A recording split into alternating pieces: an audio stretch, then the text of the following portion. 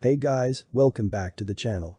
This is a story about what if Naruto is neglected by family would release. Before I start, please support for more amazing content and do consider subscribing to my channel and share this video with your friends. And check out the description as well. Let's start the video. The date is October 10th and it is an autumn evening in the village hidden in the leaves. A figure stands atop the Hokage monument. He is wearing blue shinobi pants, tape on his legs and blue shinobi sandals. He is also wearing a matching top with baggy long sleeves. Over this he is wearing a wide ankle-length, short-sleeved cloak with a red flame motif design along the bottom that is moving in the wind. He has shaggy blonde hair with sideburns that frame his heart-shaped face. He is also wearing a hidden leaf headband which is keeping his bangs back. This is none other than the fourth Hokage, Minato Namikaze. The man known and feared throughout the entire shinobi world as the Yellow Flash. Armed with his flying rage and jutsu, many believed him to be the fastest shinobi who ever lived, with the fourth Raikage being the only person who could rival him in this respect. Minato was reported to have single-handedly faced and killed 10,000 hidden stone shinobi at the Battle of Kanabi Bridge and ended the Third Shinobi World War. Minato is standing on his stone head on the Hokage monument overlooking a scene of absolute chaos. Smoke is rising into the sky and smothering the light of the full moon and the stars. Screams of fear can be heard clearly, even from where he is. A giant creature with red fur, crimson bloodthirsty eyes and 9 swinging tails can be seen below, destroying the hidden leaf with shinobi, desperately trying to stop it and failing. The 9-tailed fox. The most powerful of all the 9-tailed beasts. Legend had it could level mountains and raised tsunamis with a swing of its tails. Right now it was proving its legend to have some truth to it. Minato is thinking about the events that led to this very moment. It all began with the pregnancy. 9 months ago he and Kushina had found out she was pregnant with quadruplets. They were ecstatic. The two were in disbelief over how they were going to be parents. However, there was a slight issue. Kushina's seal. Kushina was the Jinchuriki of the 9-tailed fox. In the Jinchuriki's life there was one time where the seal holding his or her tailed beast weakened considerably. This was during childbirth. The chakra usually used for maintaining the seal was directed towards the maintenance of the fetus, or in Kushina's case fetuses. Thus when the third found out he demanded the matter be handled with the utmost secrecy. And that was what was done. The pregnancy was kept a secret. When the time came the children were to be delivered in a secret location with a barrier erected and the Anbu Black Ops who were part of the third security detail on guard. The deliveries were a success. Naruto, their firstborn son, had come first. He had tufts of blonde hair atop his head and whisker-like markings on his cheeks. An hour later their first daughter was born. She had been named Into. She had Kushina's red hair. Not long after this their second son came. Menma had tufts of black and red hair atop his head. Just 15 minutes after this Yaoi, their youngest and second daughter, was welcomed into the world. She had Minato's blonde hair, only it was a shade lighter. It was only then it really sunk in. He had really become a father. Just as he was about to rebuild the seal he turned around to see Bawako and the other midwife drop to the ground dead. The cloaked hooded man wearing an orange mask with a tiger stripe-like design with one eye hole and the fully developed 3-tomo Sharingan of the Uchiha visible through it was standing there with a kunai in hand in front of the cradle that held the children. He told him to step away from Kushina or they would die. Minato didn't know what to do and the man attempted to follow through on his promise. Minato saved the children, but he had been forced to use his teleportation jutsu and left Kushina in the hands of the enemy, whose plan he realized was to separate them from the beginning. He used the flying rage and seal that he had incorporated into her seal to get to her, but he was too late. The masked man had ripped the 9 tails out of her body and she informed him of his intention to use it to destroy the village. Minato was devastated. He knew the consequences of a tailed beast being ripped from its Jinchuriki's body like that. Of course the masked man had infiltrated the village and summoned the 9 tails right in the middle of it. That was all that led to the current situation. Minato inhales and exhales deeply. He had already found Tsunade and taken her to Kushina's location. He hoped that, by some miracle, she would be able to save her. I've allowed myself enough selfishness, he says internally. It's time to protect the village. Meanwhile below, the 9 tails must have sensed his presence because the fox turned its head and looked straight at the Hokage monument. It opens its mouth revealing its fangs. Small balls of blue and red chakra begin to form and converge on the spot at its mouth until a giant purple ball of chakra has formed. The tailed beast bomb. An attack only a tailed beast is capable of. One that could destroy entire armies and leave a scar upon the very face of the earth in a second. The 9 tails takes aim before releasing the bomb, sending it flying at the Hokage monument. You won't have to your way here, he defiantly declares. He begins weaving through hand signs before shouting flying Raijin. Guiding thunder jutsu. A complex sealing formula appears in the air in front of the monument. When the bomb reaches its momentum stops. It begins to sink into the sealing array until it can't be seen. Minato then holds up a flying Raijin kunai and an explosion is seen in the distance. Minato has no time to examine his handiwork. He whips around, a kunai in hand, in an attempt to behead the masked man who had tried to sneak up on him. His attack goes right through the man as if he isn't there. When his hand comes out on the other side, the man grabs his wrist. A swirling distortion formed in the air with the masked man's only visible eye being the epicenter. Minato suddenly sees himself being pulled into the man. Acting fast, he activates the flying Raijin. Minato finds himself laying on the ground next to one of his kunai in front of another one of his safe houses, this being the one destroyed earlier. My attack slipped through him as if he wasn't even there, he thought, getting up. The same distortion from before appears and out of it the masked man materializes. So he can use space-time ninjutsu as well, assessed Minato. Minato begins to analyze the situation. Why did you attack the leaf? He questions. The masked man simply stares at Minato. I could say I did it on a whim, and I could say I did it for a purpose. I could say I did it for peace, and I could say I did it for war. Minato begins to assess the situation. He was able to get past a top-secret barrier, kill all the Anbu Black Ops on guard who were assigned to the 3rd security detail, and he knew about the seal weakening during childbirth. He was also able to break the tame the 9 tails, and get past the hidden leaf's main barrier undetected. Could it be? Are you Madara Uchiha? No, it's impossible. He's dead. I wonder about that, replied the masked man, taking out what appeared to be a pair of shackles and putting them on. Well, I guess it doesn't matter who he is. He's still not an ordinary shinobi.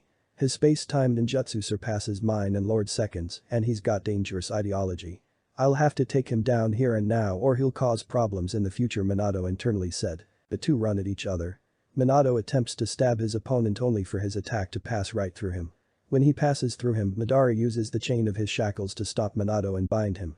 Minato quickly disappears and reappears kneeling next to one of his kunai. He's trying to use that chain as an effective method of attack for whenever he materializes, which is the only time he can attack. He can pull objects in, but only when touching them. With the 9 tails summoning time limit on his mind, he'll want to end this as quick as possible.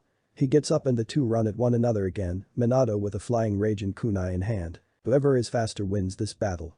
Minato throws his kunai at the masked ninja, and like before it goes through him. Air Sengen suddenly forms in his right hand, while the enemy is using his to try to touch Minato's left shoulder and end the battle.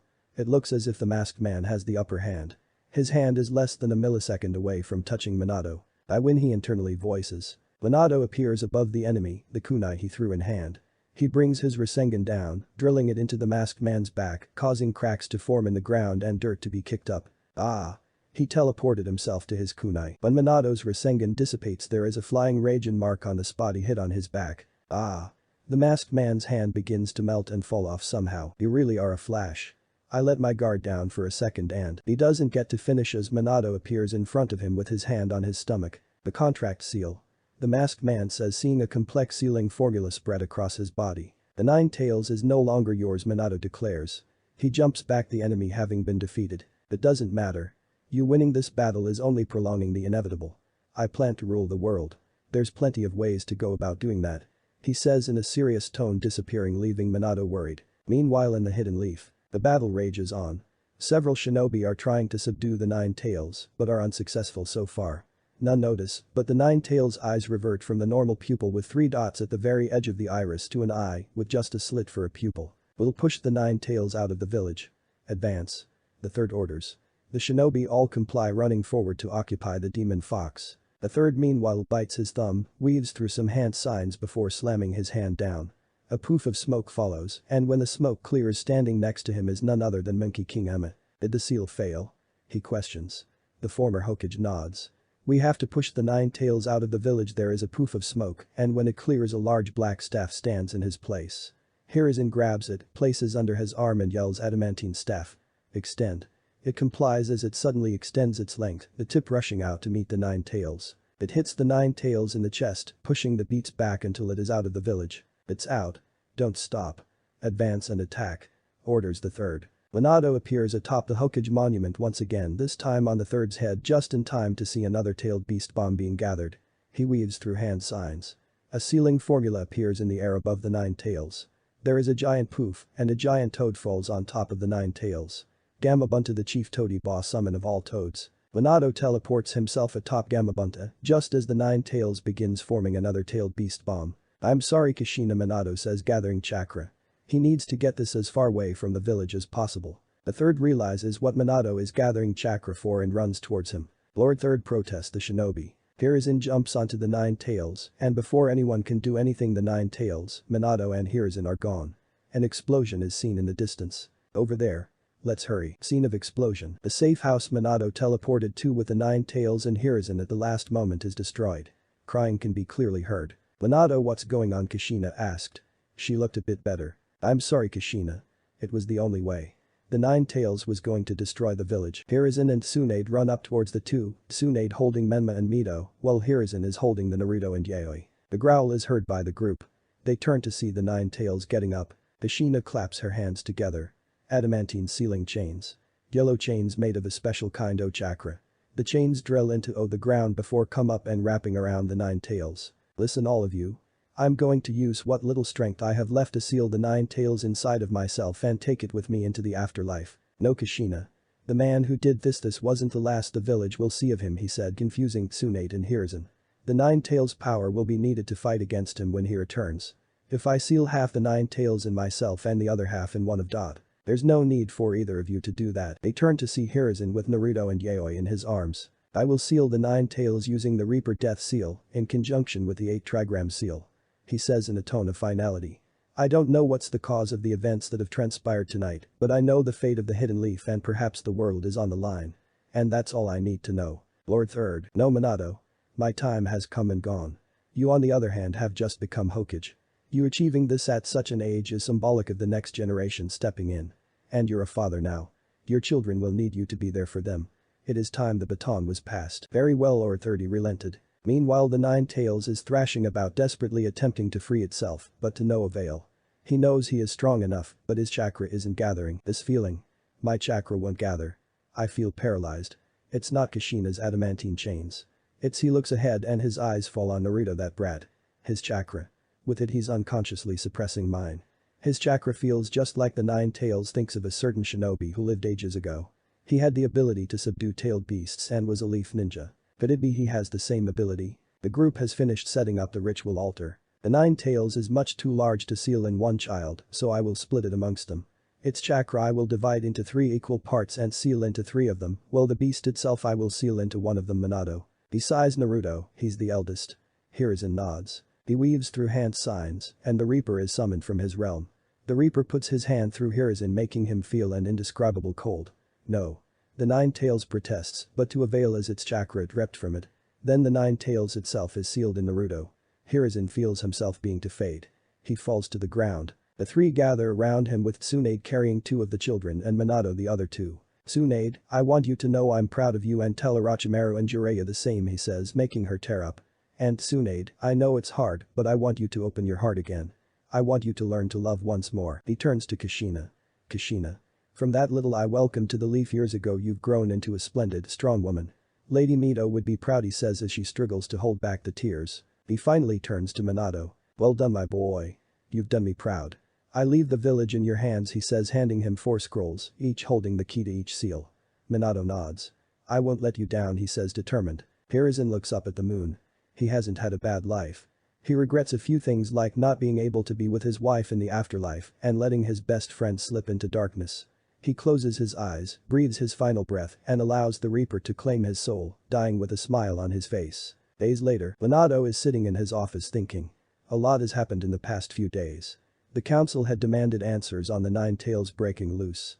Minato had decided against revealing what had happened and branded the seal breaking an accident. If the possibility of a shinobi such as Madara Uchiha being alive became common knowledge, panic would erupt throughout the village and shinobi world. This unfortunately meant the Uchiha were facing suspicion from certain council members.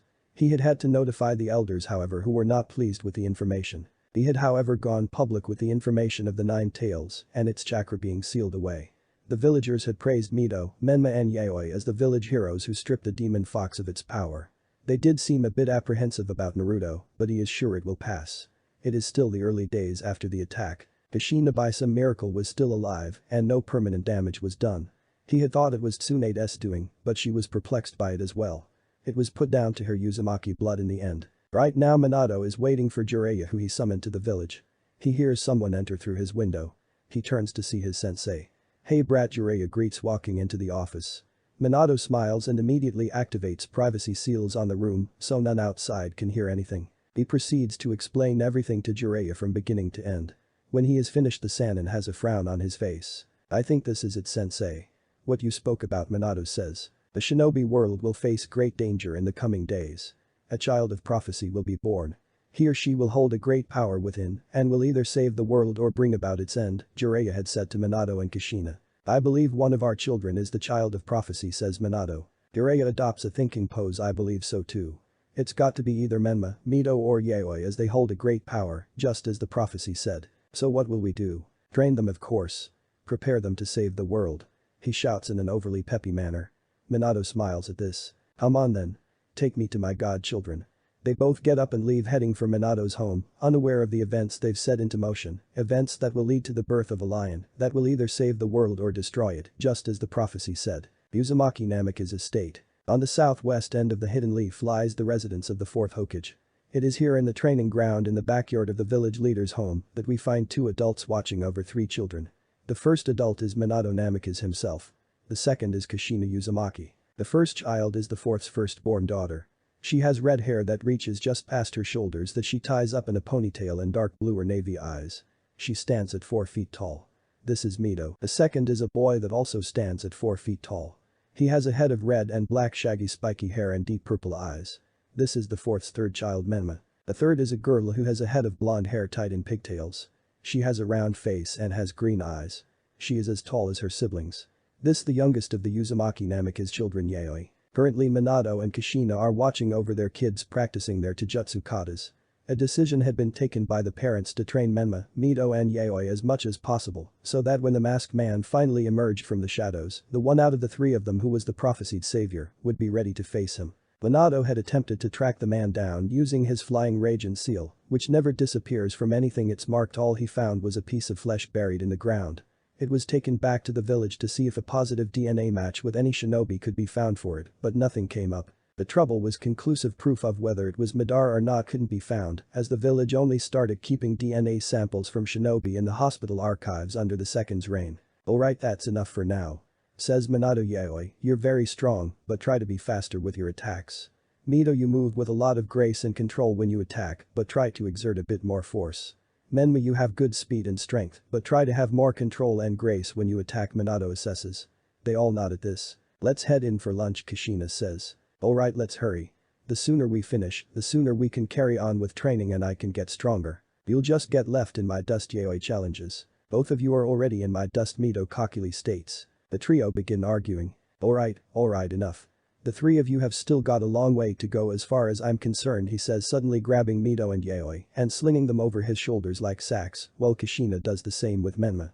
The kids protest, but soon the whole family is laughing. The figure watches this scene unfold from his bedroom window. He has blonde spiky hair and cerulean blue eyes. He has strange whisker-like marks on his cheeks and has a heart-shaped face. This is Naruto, the eldest of the Uzumaki Namikaze children. One might ask themselves why he is not training with his family. The answer to this is he never does anything with his family. Things weren't as bad as before. Even from a young age, Naruto could tell his siblings were receiving more attention than himself, and not just from his parents. The villagers were also very affectionate with the 3, dubbing them the saviors of the Hidden Leaf. This was because they had the 9 tails chakra sealed inside of them. It was the opposite with Naruto. The villagers would whisper behind his back and shoot him glares whenever he was around. This was because he had the 9 tails itself sealed inside of him. In any event, things only grew worse when he turned 5 years old. His parents had explained to him then that they would be training Menma, Mito and Yaoi and preparing them to be shinobi, and that he wouldn't be receiving the same training as preparing his siblings to one day control the power they held took priority. Naruto was saddened but understood.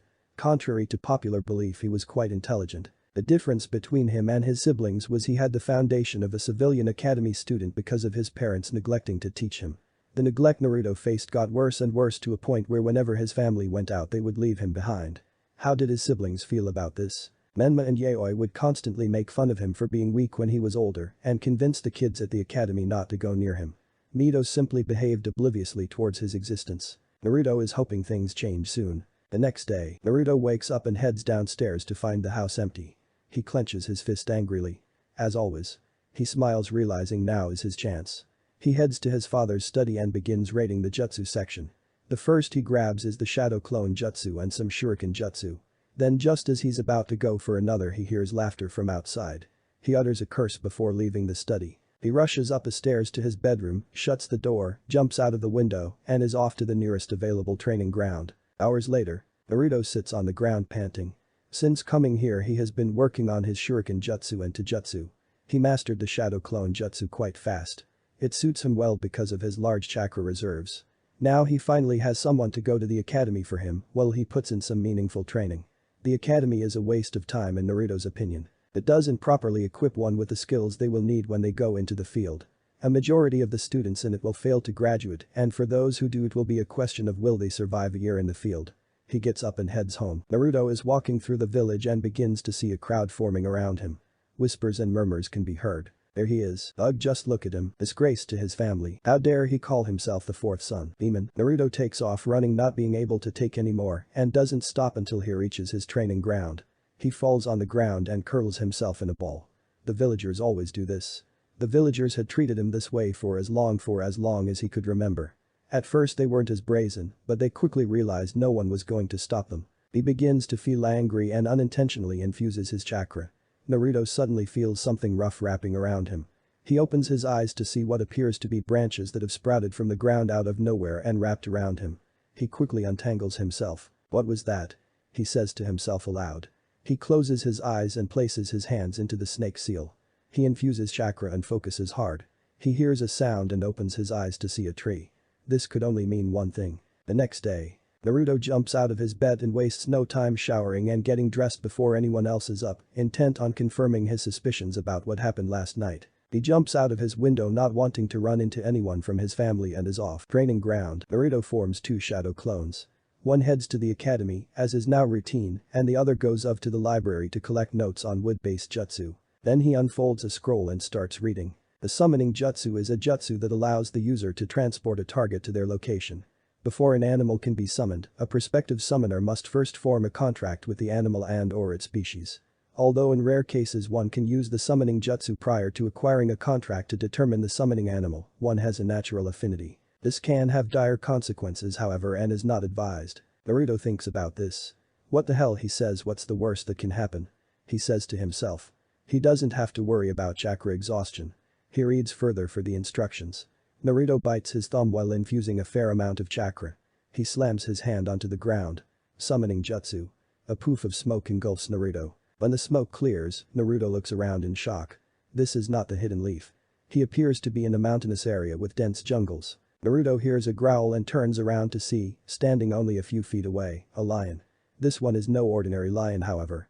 It appears to be about the size of an adult horse. Ruo, it roars, causing Naruto to fall on his backside. Acting fast, he jumps up and takes off with the beast hot on his heels. Naruto jumps into a nearby tree, thinking he's safe only for the lion to leap after him. What? How is that even possible? He says, shocked, leaping to another tree. The lion leaps after him. The chase continues like this until Naruto jumps down onto the forest floor. He forms a dozen shadow clones who all run in different directions. The lion looks around, not knowing which one to go after. It releases a roar that echoes through the forest. But Naruto has managed to get far enough from his hunter. What the hell was that? That lion was coming for me with the moves of a shinobi. He says, still trying to calm himself. Alright, now I need to get out of here. Naruto is stopped in his tracks as his hunter jumps down from the trees in front of him. He looks around to see other lions emerging from the surrounding trees. He sighs. Got your friends to help you take down the clones, huh? He whips out a kunai. If this is it and he's really going to die, then he's going to die fighting. A figure dressed in a white haori and black shinobi pants and sandals jumps down next to Naruto. He looks up to see a man who looks to be in his mid-50s. He has gray short hair and a stubble on his face. His eyes are black. Enough. He says in a commanding tone. You dare protect this intruder, growls Naruto's unidentified hunter. If he's here, then that fact alone means he isn't one, the man says in a challenging tone. The lions growl lowly before they part to form a path for them to pass. The man turns around and smiles at Naruto. Follow me. Naruto frowns and gets into a fighting stance. What makes you think I trust you? Would you rather stay here and face them, the man says, gesturing to the lions. Naruto relents and follows him. They walk in silence for a while. So what's your name? Mine's Akasada. Akasada Takahashi. I'm Naruto. Naruto Uzumaki Namikaze. Akasada chuckles. That's a good name. A maelstrom, huh? Naruto smiles. Sorry about back there. No problem. You were right for not immediately coming with me, he says. I know how you ended up here. So you're a shinobi in training? He says. Yes, so what is this place? Naruto asks. This is Mount Rain. Home of the lion summons, and you are only the second human to set foot in this place, Akasada answered. Oh, so where are we going? Naruto asks. To the ruler of this place, Lord Helios. In his palace you'll be presented with a summoning contract for the lions, and you'll sign it. Akasada explains. They walk for a few kilometers. Naruto sees more lions and lionesses in this time. He comes to the realization that they vary in size. Some are a normal size, some are as large as horses, and some are the size of elephants. They continue walking until they get to a large rock. Two large stone lions are at either side of a set of tall double doors. Akasada places his hand on the double doors, and they open wide. He walks in with Naruto trailing behind. Inside, an incredibly large lion is seen sitting on a throne. He has golden brown fur, and his mane is slightly darker than his fur. His eyes are golden in color. The lion is large enough so that he could crush Naruto easily with one of his fingers. Akasada, who is this? Asks Helios in an intimidating tone. Boss, this is a young man who winded up here after using the summoning jutsu without a contract. It appears he has a natural affinity for your people. Akasada says. I'll be the judge of that. Bring out the summoning contract. If it rejects his chakra you will pay Akasada, he says, causing the man to gulp. A lion comes out from behind the throne with a scroll in his mouth and sets it down in front of Naruto. Akasada unfolds it. Sign your name and blood here, put each of your fingerprints here, and infuse chakra and push it in here, he says. Just as Akasada said, his name is the only one on the contract. Naruto signs his name and marks the contract with his fingerprints. He breathes in deep before pushing his chakra into the contract. It appears you were right, Akasada. Human boy, what is your name? Also Helios. Naruto, he replies. Helios notices the determination and fire in his eyes and inwardly chuckles. You have now earned the right to summon the lions. It is an honor that you are only the second to have bestowed upon. Do not disappoint, he nods. Right, Naruto, let's go. They leave the chief lion's abode. When they get outside, a lion slightly smaller than Helios is sitting there. Akasada, who is this brat, questions the lion, making Naruto a bit angry. This is Naruto, your new summoner. Naruto, this is Leishos, the boss's brother and your new summons. A new summoner? This little cub. No chance in hell. Naruto finally speaks up. Wanna bet, kitten? Leishos growls and gets up, bowing his head to meet Naruto at eye level. Say that again, he dares. Kitten. Naruto says. There is silence. Cub's got some roar. But as for your bite, that remains to be seen. He says, getting up and stalking off, leaving an irritated Naruto and an amused Akasada. Don't mind him.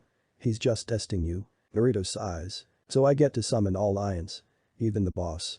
Naruto asks. No, all except the boss. That privilege you will earn when you become a sage, Akasada says. How does that work? Naruto asks. You'll find out soon. He turns to Akasada. I need you to train me, he says, not beating about the bush. Akasada is taken aback a bit. Don't you have people in your village for that? I'm going nowhere fast with them, he replies plainly. Akasada ponders this a bit. When do you need my help? Every day, Naruto says. He sighs. Alright, may as well, smirks Akasada. Naruto grins from ear to ear. Alright, see you tomorrow, sensei. He turns around and is about to walk off when he remembers something. How do I get home, he asks sheepishly. Akasada sighs. This kid is something else. Akasada shows Naruto the hand signs he will need to weave when summoning a lion. Now weave those backwards and you'll be back home. Naruto nods and weaves the hand signs backwards before slamming his hand on the ground. A poof of smoke is the result. When the smoke clears, he is gone. Past learner, Akasada comments. Hidden leaf. The smoke clears and Naruto finds himself back in the leaf. He is happy. He finally has someone to train him. He looks in front of himself to see a book. Must have gotten tired of waiting, he says. He picks it up. The title is God of Shinobi.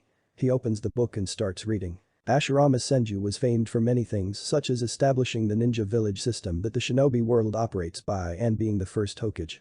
Many believe him to be the most powerful shinobi who ever lived.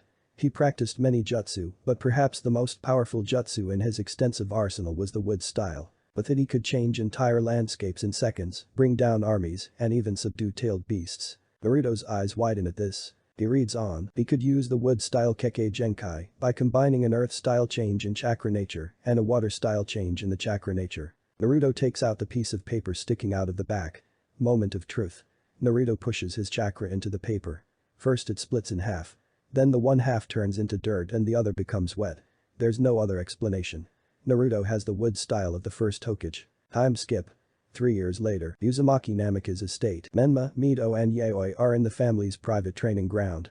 They are balancing kunai on their fingers. A chakra control exercise.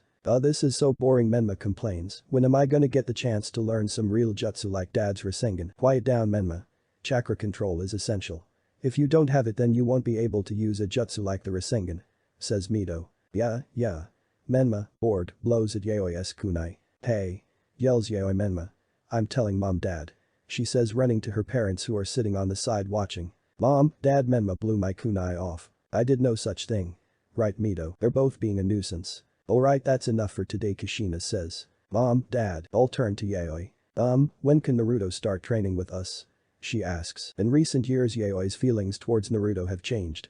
She's realized how she's been towards him and is trying to change that. Immediately there is silence. Kushina and Minato have sad looks on their faces. They are aware of how for the past few years they've severely neglected Naruto. They want to change that but don't know how to go about it. Why do you want to train with that loser? Said Menma, visibly growing angry. He despised Naruto. Every time someone mentioned him, the mood would grow sour. He was weak. Naruto was dead last at the academy and all he knew how to do was cause trouble. At the mention of his name, things would be spoiled. As far as Menma is concerned, Naruto doesn't deserve to be called a member of this family. Menma, don't say that about your brother. Kushina reprimanded. Menma held back a scoff. Maybe that isn't a bad idea, said Minato, who had been quiet up until this point. From now on Naruto will be training with us, Minato says. Yay. Big brother will be so happy, she exclaims, jumping up. Kushina and Minato chuckle at her. Mito appears indifferent. Menma is frustrated. Way to go, Yaoi. Mount Rain. Naruto attempts to deliver a claw to Akasada's stomach, only for it to be blocked. He jumps back, avoiding Akasada's leg sweep. Naruto is forced to put his forearms up as Akasada attempts to deliver a punch right at his face. Naruto reacts by grabbing Akasada's arm and attempts a judo throw, but Akasada lands on his feet and kicks Naruto in the stomach, causing him to skid back. Naruto jumps into the air and attempts a right hook at Akasada, but he catches Naruto's fist. Naruto twists himself in the air and attempts a spinning kick at Akasada, which grazes him. Alright, that's enough. You're at times faster and at times more focused on strength. You need to be more of both at the same time. Remember, the Lion Fist is about using an immense amount of speed and strength to grind your opponent down. Naruto nods. The Lion Fist is the taijutsu style that Akasada had taught him. Naruto and Akasada had formed a deep bond with one another and become quite close with each other since Naruto had become his student. Naruto had learned that Akasada was a former shinobi of the hidden cloud known as the Typhoon for his vast arsenal of wind-style jutsu. Naruto had done some research and found out that Akasada was quite feared during his heyday and wreaked havoc on the battlefield during the Third Shinobi World War. He was the cloud's equivalent of the Sannin. The history books reflected that during the course of the war, Akasada had mysteriously gone missing and was presumed dead, but the truth was Akasada had lost his entire family during an attack in the war, his parents, his wife and his kids, and had from then on wanted nothing to do with the shinobi world. He had lived on Mount Rain since, with the lions welcoming him as he was their one and only summoner at the time. Akasada had learned Naruto was the son of the fourth Hokage Minato Namikaze and his wife the red-hot habanero of the hidden leaf Kushina Uzumaki and the vessel for the chakra stripped Nine Tails. He had never faced the Yellow Flash, but an old friend of his had. He was shocked to learn that Naruto possessed the wood style of the first Hokage. Naruto had learned a lot from Akasada. He had taught him quite a bit, but not just in regards to ninjutsu. Before Naruto met Akasada, he trained to become stronger so that the world would know his name, and to some extent that was still part of what he wanted, but now he looked at things differently. He understood that people like him and Akasada were victimized the way they were because of the way the shinobi world was, and he wanted to change that. Alright, head home. We'll continue tomorrow, says Akasada. Naruto nods, bite his thumb, weaves the summoning jutsu hand signs in reverse, and in a poof of smoke is gone. Naruto's training ground. In a poof of smoke, Naruto is back in the village. By now it is dark. He gets up and walks towards his home. He has worked by the same routine for the past 3 years. Every morning he wakes up, gets ready for the day and leaves before everyone else. He gets to his training ground, or at least what used to be his training ground, and forms a shadow clone that goes to the academy. He then performs the reverse summoning jutsu and spends the whole day on Mount Rain training with Akasada. Once the day is up, he heads back.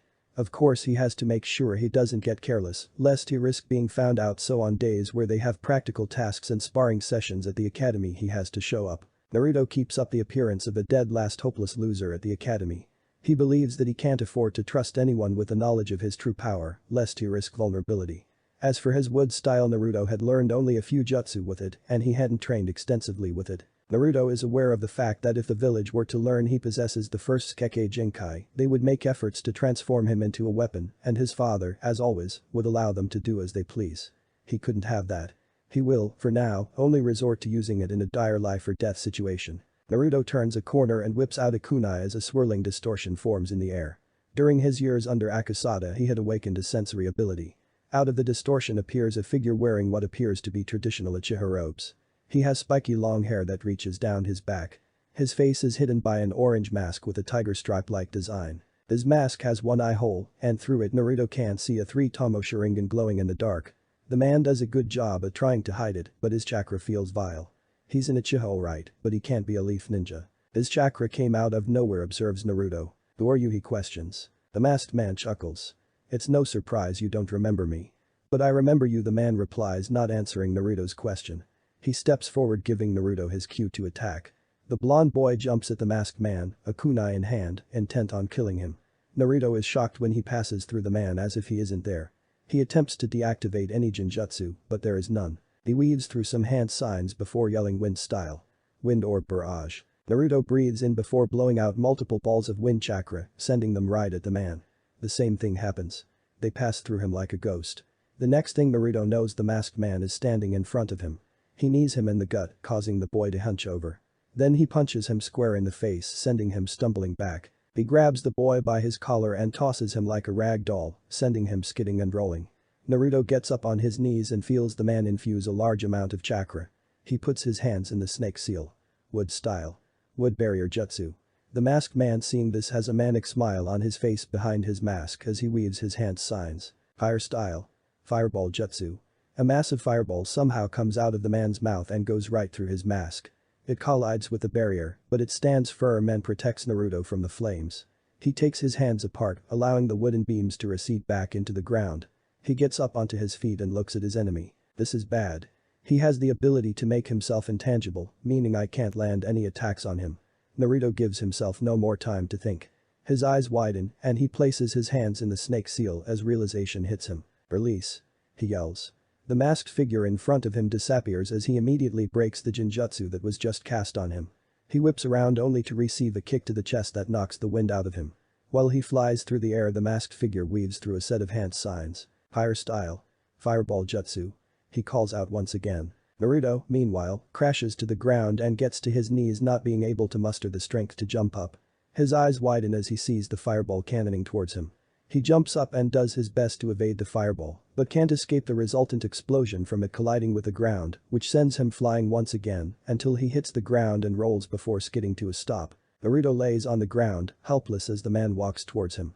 The masked stranger grabs him and lifts him up by his collar. I'm impressed. You've grown strong. Even I wasn't expecting wood style. He says. Naruto is clawing at the man's arm, desperately trying to free himself from his grasp. But you're nowhere near as strong as you should be, the man says. He looks Naruto in the eye, the tomo of his Sharingan spinning. The blonde boy yells in pain before he goes limp in the masked stranger's grip. He's out cold. The masked man drops Naruto unceremoniously onto the ground. Now sleep, Naruto. Sleep and grow stronger, he says as he disappears into the swirling distortion he appeared through. Uzumaki Namika's estate. There is an unusual silence at the Uzumaki Namika's estate as the family sit around the table. They are waiting for Naruto to return.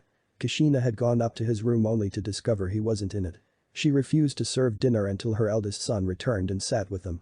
He usually didn't eat with them, but considering the occasion that should change. An Anbu Black Hop teleports into the room in a poof of smoke. Lord Hokage, he says, addressing the village leader in the appropriate manner on one knee. Yes, what is it? Asks Minato. There's been a terrible incident. The Uchiha clan has been massacred. Itachi Uchiha is believed to be responsible. What? Minato says, leaping out of his seat. As Mikoto Kushina is not able to finish her sentence. Her best friend Kenpi Shien Fugaku left the Uzumaki Namika's estate a couple of hours ago on a visit. Lady Mikoto is alive. So is Lord Fugaku and their children. Itachi was caught by Lord Fugaku accosting his younger brother Sasuke. He and his sister Satsuki are currently at the Leaf Hospital. There is more. Your eldest son has been attacked. Itachi is believed to be responsible for this as well. A shock-laced silence fills the room. No, no, Kushina cries, tears beginning to stream down her cheeks. Kushina. I'm going to the Uchiha clan compound. You head to the hospital now, Minato says. Menma, Mito and Yaoi watch this scene unfold, not knowing what to do. Leaf Hospital, second and third degree burns and fractured ribs. Tsunade says, giving her assessment. He should heal fast, all things considered, but that isn't the real issue. Naruto appears to have suffered an immense amount of psychological trauma, Tsunade says to a crying Kushina. Kushina is desperately trying to keep it together. She has her arm around Mikoto, who has stopped crying by now and has just shut down. I'm not sure when he'll come around, Tsunade admits. Thanks Tsunade, she says. All they can do is hope. A few days later. Naruto groans as he finally opens his eyes. He feels like he has been hit by a brick over the head. There he is, the first person he sees is Tsunade. All of Naruto's physical injuries had already healed, to Tsunade's surprise. That was incredible even for an Uzumaki. Lady Tsunade. Naruto feels someone jump onto him. He looks to see his mother, in tears, hugging him tight. He doesn't know how to feel about this. Naruto, I was so scared, she says. He sits up in his bed. Kushina has not left his side since she came to the hospital. She pushes a small bit of chakra into the flying Raijin seal in her wedding ring, and seconds later Minato is standing there. Naruto, you're awake, he says, smiling. Yes, he replies plainly. Do you remember what happened to you, asks Minato. Naruto rubs his head. I was on the way home from some training, and he just came out of nowhere and attacked me. IT tried to stop him, but he was too strong. Minato asks. Itachi Uchiha, Naruto replies plainly. Minato looks him in the eyes and can tell he isn't lying. I see. Well, all that matters is you're okay. There's something I meant to ask you before all of this. Your mother and I had discussed it. We were wondering if you would like us to train you along with your siblings from now on. Minato asks. Naruto is taken aback by this. Where did that come from?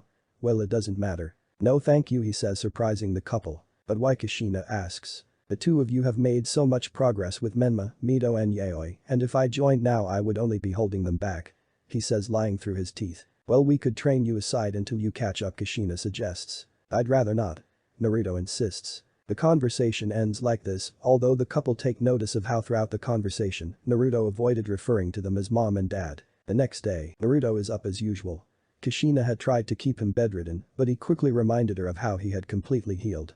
Yaoi had smothered and nearly squashed him to death when she saw him home and well. Mito simply said she was glad he was okay, and things quickly turned awkward afterwards. Menma didn't even speak to him. None of it matters to him. He walks through the village with a million thoughts in his head. Akasada will be wondering why hasn't he shown up for training in days. Speaking of which, the whole ordeal is still very confusing.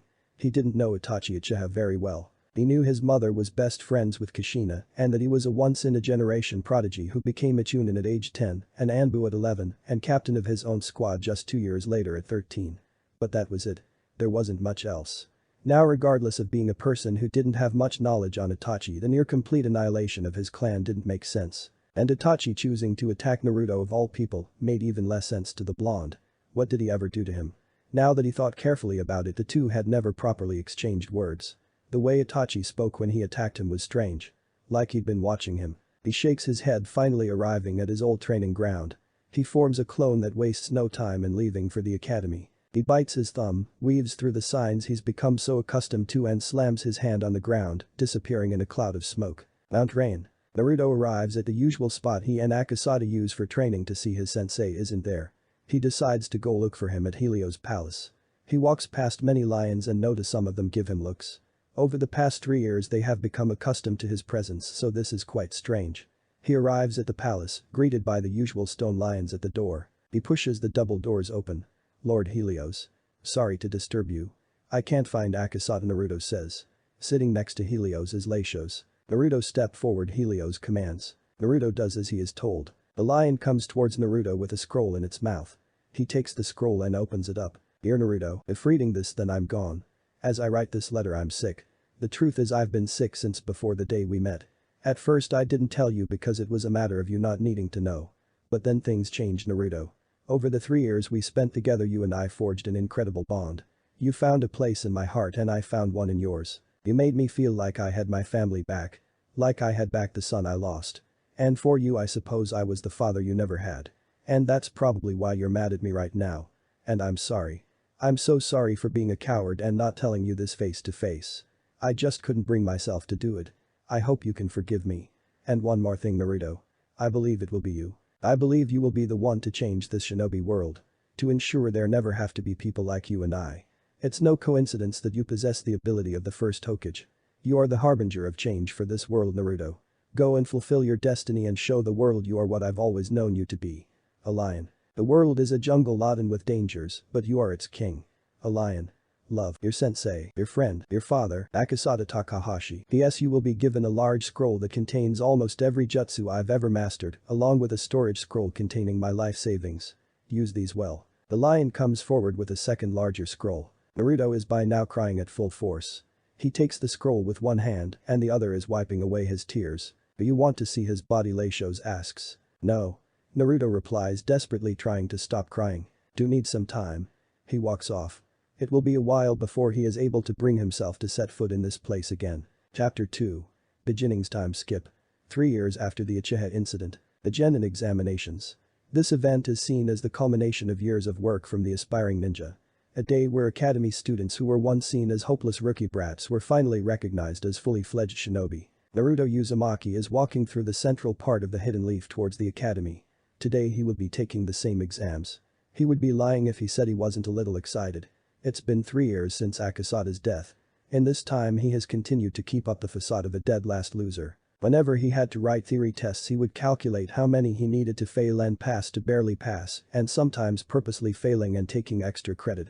Whenever they had sparring sessions at the academy he would use the basic taijutsu style and fight until having acquired enough points to pass before taking a dive, but he wouldn't have to for much longer. Once he becomes a shinobi he'll finally legally be an adult, and at that point nobody will be able to touch him.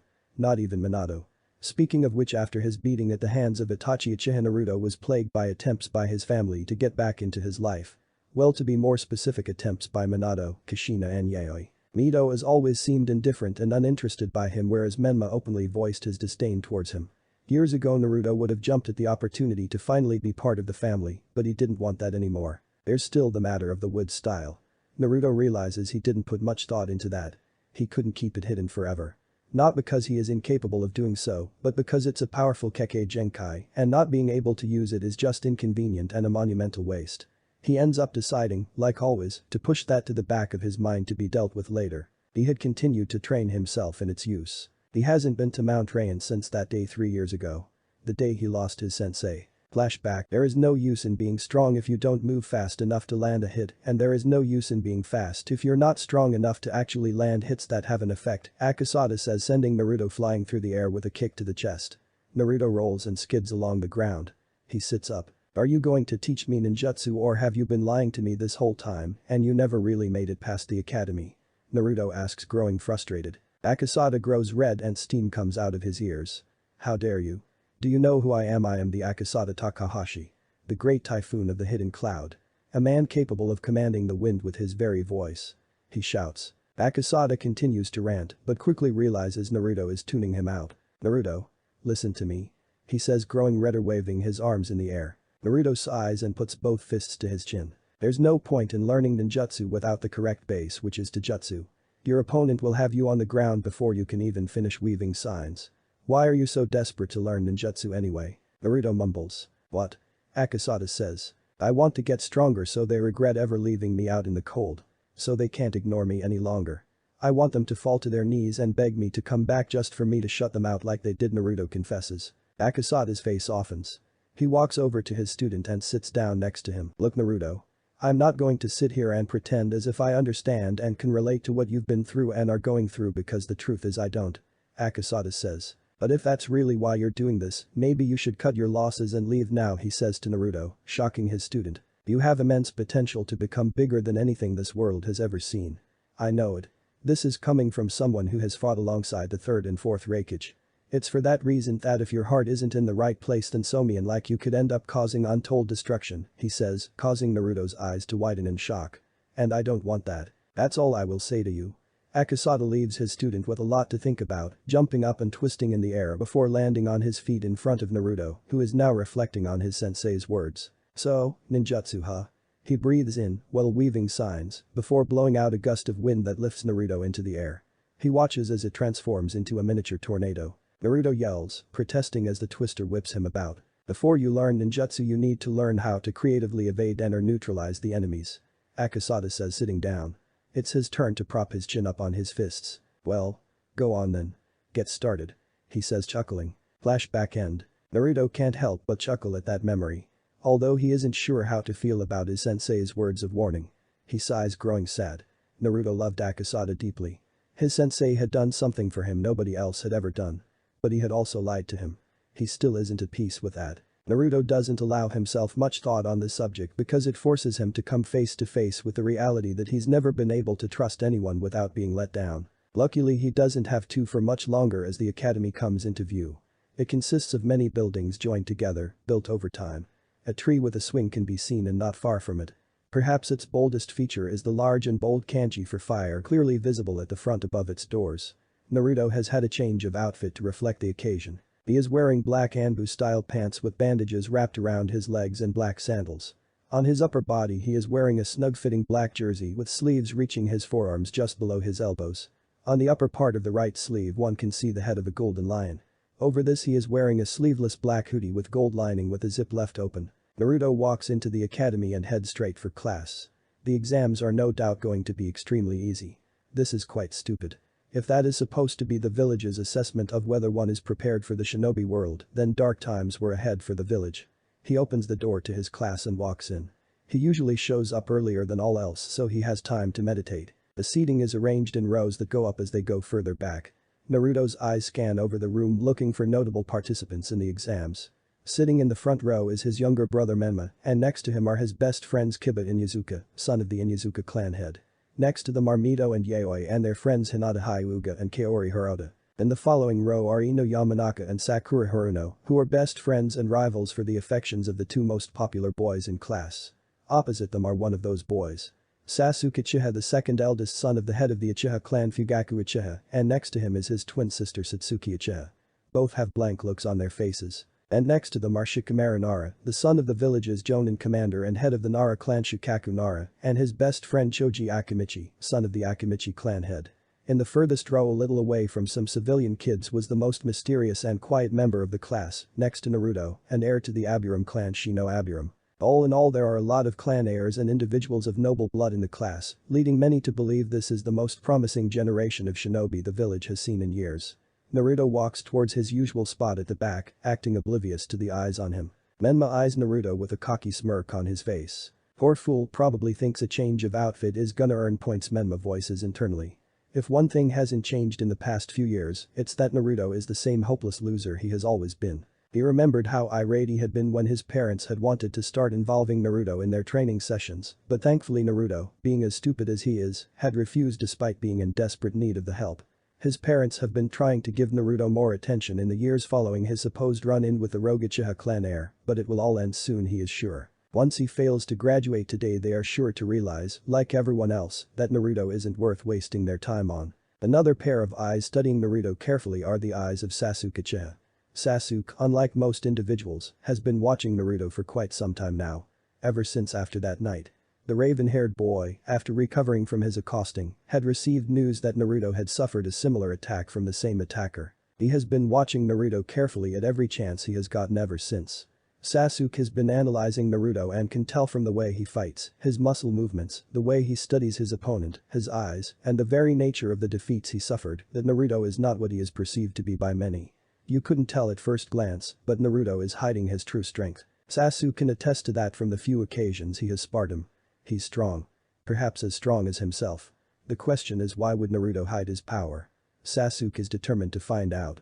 The reason being it may lead him one step closer to him. Naruto gets to his seat in the corner at the back and sits down. He folds his arms and looks ahead at the exam proctors and the chunin, who have been in charge of this class since it entered the academy. The first is Iruka Yamino. He has a tan skin tone and brown hair tied in a ponytail. Perhaps his most distinguishing feature is the scar on his face. He has a scar that runs from one side of his nose, across the bridge of his nose to the other. He is dressed in traditional chunin attire. The second is Mizuki. Naruto does not know his last name. He has shoulder-length white with a slight tint of blue to it. He is also wearing the standard hidden leaf shinobi attire, with his headband tied around his head like a bandana. Iruka seemed apprehensive of him, but that wasn't surprising or new to him. He is assuming that according to his age the chunin lost his parents during the Nine Tails attack. Iruka never made any attempt to sabotage him, not that it would have made any difference. Neither did Mizuki, but he could sense the white-haired ninja didn't like him. Iruka only realizes once Naruto is seated that he is staring at the blonde boy. Naruto has been and still is a mystery to him. The other instructors at the academy told him to ignore Naruto, and some even went as far as advising him to take advantage of his situation and sabotage the brat's performance. Why should the poser of a demon brat be a shinobi? Was the sentiment echoed by most. However, over time, contrary to his expectations, he discovered Naruto was not the troublemaking no-good brat many of the villagers made him out to be. He was very quiet and kept to himself. Though Iruka is sure this isn't by choice, seeing as calling Naruto's reputation bad is an understatement. Naruto is, on a daily basis, mocked and ridiculed for being the only weak member of the Uzumaki Namikaze family. His sisters are always top contenders for the right to top Kunoichi, while his brother has been locked in a duel for top of the class with Sasuke Uchiha since their class entered the academy. As for his parents, their achievements need no mention. Whereas Naruto himself is dead last, barely passing each year and on some occasions surviving on extra credit. Iruka at first supported this popular view, the memory of his parents' death as always still fresh and vivid in his mind, but he, after a while, realized there wasn't any real piece of evidence making Naruto suspicious. In the end, Iruka resolved to be impartial towards Naruto, choosing not to sabotage him, but also not offering the struggling boy any help. He didn't make it hard seeing as he never asked. Iruka did however remain cautious of Naruto. He is now wondering if the boy is going to pass. Probably not, he says inwardly. Alright. This is it. The day you have all been working towards for years now. Without further ado, let's get into it. He says, silencing the nervous murmuring that has filled the room. The exams will consist of two main components. A theory portion which will consist of a written test. And a practical portion split into two parts. In the first half, each of you will engage in a sparring session with Mizuki here, while I mark your performance, and you will perform an accuracy test with some kunai and shuriken. In the other half, you will be required to perform the 3 basic jutsu of the academy, which the village requires that any shinobi know. These 3 are the substitution jutsu, the clone jutsu and the transformation jutsu. You will obviously pass or fail to graduate depending on how many points you acquire from the exams altogether. Naruto resists a scoff. Is he serious? That's all there is to becoming a shinobi? No, it can't be. If it is, then a lot of the people in this room are doomed. Naruto suspects something more has got to be up. Minato, as much it pains him to say, is not a fool. Iruka hands out the tests. Naruto writes it and breezes through it. He intentionally scores just above the pass requirement. He then pretends to fall asleep when in fact he uses this extra time to meditate. After the tests are collected and graded, the class heads outside for the first half of the practical exam. Naruto purposely fails this part of the exams just to keep up appearances. Satsuki and Sasuke tie for highest in this section of the exams. This earns swoons and murmurs from their respective fan clubs. The two do not seem to care. After this, the sparring sessions take place. Naruto, as always, fights for points rather than to impress, though he can tell Mizuki is going rougher on him than everyone else. The first half of the practical exam ends and all go inside and take their seats and await to be called upon for the final test. Naruto does as he did before, taking advantage of the opportunity to meditate. He does this for a while and after a while feels a familiar chakra signature outside of the academy. Kushina. Not long after, another chakra signature appears, this one more suddenly. Minato. He'll have to try his best to slip past them once he has taken his exam. He doesn't have to wait long. Naruto Uzumaki Namikaze, Iruka calls out. Naruto stands up and heads down, once again, paying the watching eyes no mind. Menma, Mito and Yaoi have all already gone and received their headbands. He steps in front of the two proctors. Right, Naruto, Iruka says with what Naruto can easily recognize to be a fake smile. He knows what this looks like because of the less brave individuals in the village who choose to act like they tolerate him so as not to risk inciting the ire of the fourth. You know what to do. Substitution, clone and transformation jutsu in that order. Naruto substitutes with his chair in the corner. Then he uses the normal clone jutsu. No need to make any revelations just yet. Then he performs the transformation jutsu. Iruka and Mizuki are shocked to see an identical version of Hashirama Senju standing before them. Not one discrepancy. Congratulations, Naruto. You pass. He says, fake smile and all. Well done, Mizuki says, sporting a fake smile of his own, except his is hiding anger. As opposed to the many smiles and exclamations of joy they got today, Naruto simply bows and says thank you, a blank look on his face. Naruto grabs the only headband with a black strap on the table. Iruka and Mizuki tell him to report to the academy in exactly a week to meet his assigned 3-man squad. He nods at this and leaves, putting his headband in his pocket as opposed to wearing it around his head so proudly like most of the other new shinobi had. Naruto walks out of the academy. There's no running away like he had planned because his family is standing right in front of the entrance. Had he teleported away, his father would have sensed him infusing chakra. Oh well. Minato sees Naruto and doesn't know whether to smile or frown. His eldest son. Minato is happy at seeing his boy. He notices his change in attire. He is looking like more of a man. Minato feels a sharp pang of guilt at how he didn't get to see Naruto grow up and mature into this. He didn't intend for things to turn out like this. Kushina sees Naruto, and a small smile comes onto her face, though her eyes reflect her true feelings. The realization of the amount of damage she has done to her little boy had brought about a deep feeling of self-loath within her. It took a while for her to be able to look at him without thinking about breaking down. On some nights Minato had to comfort her to sleep. But she is determined to right the wrong she has committed. She will rebuild her family. Yaoi is off towards Naruto as soon as he comes into view. She has been desperately trying to connect with her older brother for the past 3 years. When she was younger she used to make fun of him and convinced all the kids at the academy not to play with him. She would even pull pranks and everyone would blame Naruto. She was younger then and foolish. She acknowledges that. She just wants to be his sister again. She realizes he isn't wearing his headband. Oh no, did he fail? Menma sees Naruto approaching and resists coughing. He honestly makes him sick. Naruto has always been and will always only ever be good for ruining everything. Like the family were planning on going out to celebrate Menma, Mito and Yaoi graduating from the academy with flying colors when their parents had demanded they wait for their big brother. Menma didn't understand it. They had never done that before. Naruto was always left out of everything. What was so different now? He notices the blonde is not wearing his headband. I knew it, he thinks, smirking. Mito simply looks on indifferently. She is impartial about Naruto. He is, for all intents and purposes, a stranger to her. She knows that her parents feel guilty about neglecting Naruto, but they have tried to reconnect with him only for him to shut them out.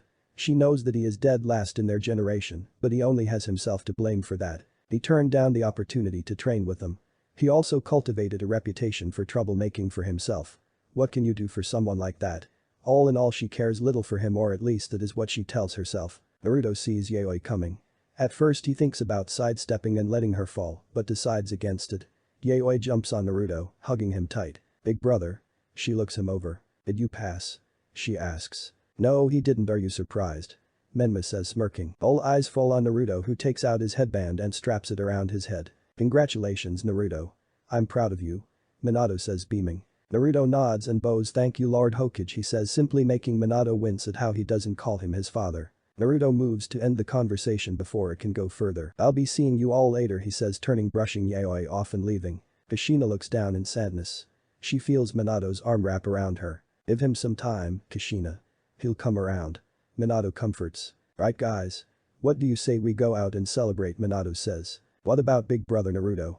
Yaoi asks sadly. Your brother wants to be left alone right now, Kushina says. Naruto's training ground. Naruto opens his eyes and looks up. The light of the crescent moon and the stars is shining down. He came here to meditate a few hours ago after escaping his family. I did it, Akasada-sensei, he says. Naruto gets up and starts walking home. Now things are going to start changing. Naruto feels a familiar chakra signature approaching. A figure flies past in the trees towards the village gates. But Mizuki is speeding towards the village exit. Under his arm is a large scroll. This is the Forbidden Scroll of Seals. Mizuki is heading to the village gates, intent on delivering it to his master. This was not the original plan. The plan was for the demon brat to fail to graduate, so Mizuki could fool him and tell him he could earn extra credit by bypassing security and getting the scroll. However, things didn't go according to plan. The demon brat actually passed. Mizuki realized that the little rat had been hiding his ability this whole time. Thus he was forced to steal it himself, leading to the current situation. He realizes someone is tailing him and drops down to the forest floor. Naruto jumps down and is faced with his academy instructor Mizuki. Well, if it isn't the fox brat of the Hidden Leaf, Mizuki says with a vile smirk on his face. Naruto stands there, not the least bit fazed by these words. You're not on active field duty. Why are you attempting to leave the village? Whoa, big shot. Just cause you got lucky and graduated you think you can boss people around now, Mizuki responds. Naruto had been compelled by a feeling deep within to follow after him. His eyes dart to the scroll in his arm. Oh, you want to know what this is? This, little rat, is the Forbidden Scroll of Seals, he says, shocking Naruto. I was just on my way to deliver it to my master, Lord Orochimaru, he continues, shocking Naruto even more. Orochimaru is one of the 3 legendary Sannin and a former student of the 3rd. He was one of the candidates considered for the position of 4th Hokage, but most importantly he is the biggest traitor in the history of the Hidden Leaf. Why is Mizuki working with him? Naruto doesn't know, neither does he care. Mizuki is a traitor. That is all he needs to know. You're probably wondering why I'm telling you all this. Well, it's because you're about to be dead. He shouts, taking the Fuma shuriken off of his back and sending it hurtling towards Naruto. He stood there not moving. Just as the shuriken appears to be centimeters away from cutting Naruto in half, he releases a burst of wind-style chakra, sending it right back at Mizuki, who has to jump into the air to avoid it. Mizuki suddenly feels the wind knocked out of him as Naruto, out of nowhere, kicks him in the back, sending him crashing into the earth. What? How is he so fast? Mizuki inwardly says, shocked. He tries to get up from his knees, but is sent flying through the air into a tree from a kick to the side which fractures his ribs. Mizuki can do nothing as Naruto weaves through hand signs and shouts water style. Drilling bullet jutsu. A jet of water emerges from Naruto's mouth and smashes into Mizuki, sending him right through the tree, breaking it. He flies for a few meters before crashing unceremoniously onto the ground. He is out cold. Naruto walks up to him and ties him up with ninja wire. If Mizuki hadn't underestimated him, that wouldn't have been so easy. He still would have won, but it wouldn't have been so easy. He thinks back on everything that has led to this point. He looks up. One step closer, he says before teleporting away. The last few days have been particularly busy for Minato. All 4 of his children had graduated from the academy. On the night of the day they were promoted to genin, it had occurred that a Chunin Academy instructor, one of the 2 who had been teaching them, had stolen the forbidden scroll of seals and attempted to leave the village. Mizuki had come very close to making away with the scroll and all the forbidden jutsu within, and would have done so had it not been for a certain shinobi. Mizuki had been attacked and stopped by a mystery shinobi and left tied up for the Anbu to apprehend. For the past few days he had been interrogated about why he had stolen the scroll and who took him down before he could leave with it, but to no avail. Some of the few who knew had dismissed it as the actions of a power-hungry fool, but Minato is not so sure. Mizuki is just a Chunin. Surely no matter how much of a fool he is, he would have realized there is nothing a shinobi of his caliber could do with a scroll containing such jutsu. This leads Minato to the conclusion that someone tasked him with it. But who? An enemy village. Rogue shinobi. The hidden stone had been itching to get revenge since the war ended, but the memory of Kanabi Bridge ensured that the very mention of his name struck a terrible fear into them. The Hidden Cloud is a very militaristic village, and their current Raikage is on a mission to make the village the most powerful in the elemental nations. Though with their failed attempted kidnapping of the Hyuga clan head's firstborn daughter occurring only a few years ago, perhaps they wouldn't be so brazen. Rogue shinobi. Was it perhaps the criminal shinobi organization that Jiraiya had informed him of and that Itachi Uchiha was reported to have joined? Whatever the case, Minato knew this should be treated with the utmost seriousness. He had had Ibiki and Anko handle the matter, but when they failed, surprisingly, he had Inoichi attempt to extract the needed information. To his shock, the Yamanaka clan head failed as well. After some investigation, it was discovered there was a seal on the shinobi's brain that acted as a lock to his memory. The seal wasn't a problem for someone like Minato, however it is outfitted with a fail-safe mechanism that ensures that should it be broken, Mizuki's brain will be destroyed before any information can be retrieved. This is worrying to Minato. Although this did confirm his suspicion that Mizuki was working for someone and someone powerful, but who? Minato was just thankful that the scroll was recovered. Now if only he knew who was responsible. He understands Mizuki not revealing his master, but why not reveal who stopped him? Perhaps this is another individual within the village who was working with him who ended up deciding against handing over the scroll and betrayed Mizuki, and now the Chunin is protecting this person for fear that they will tell all there is to know about the plot.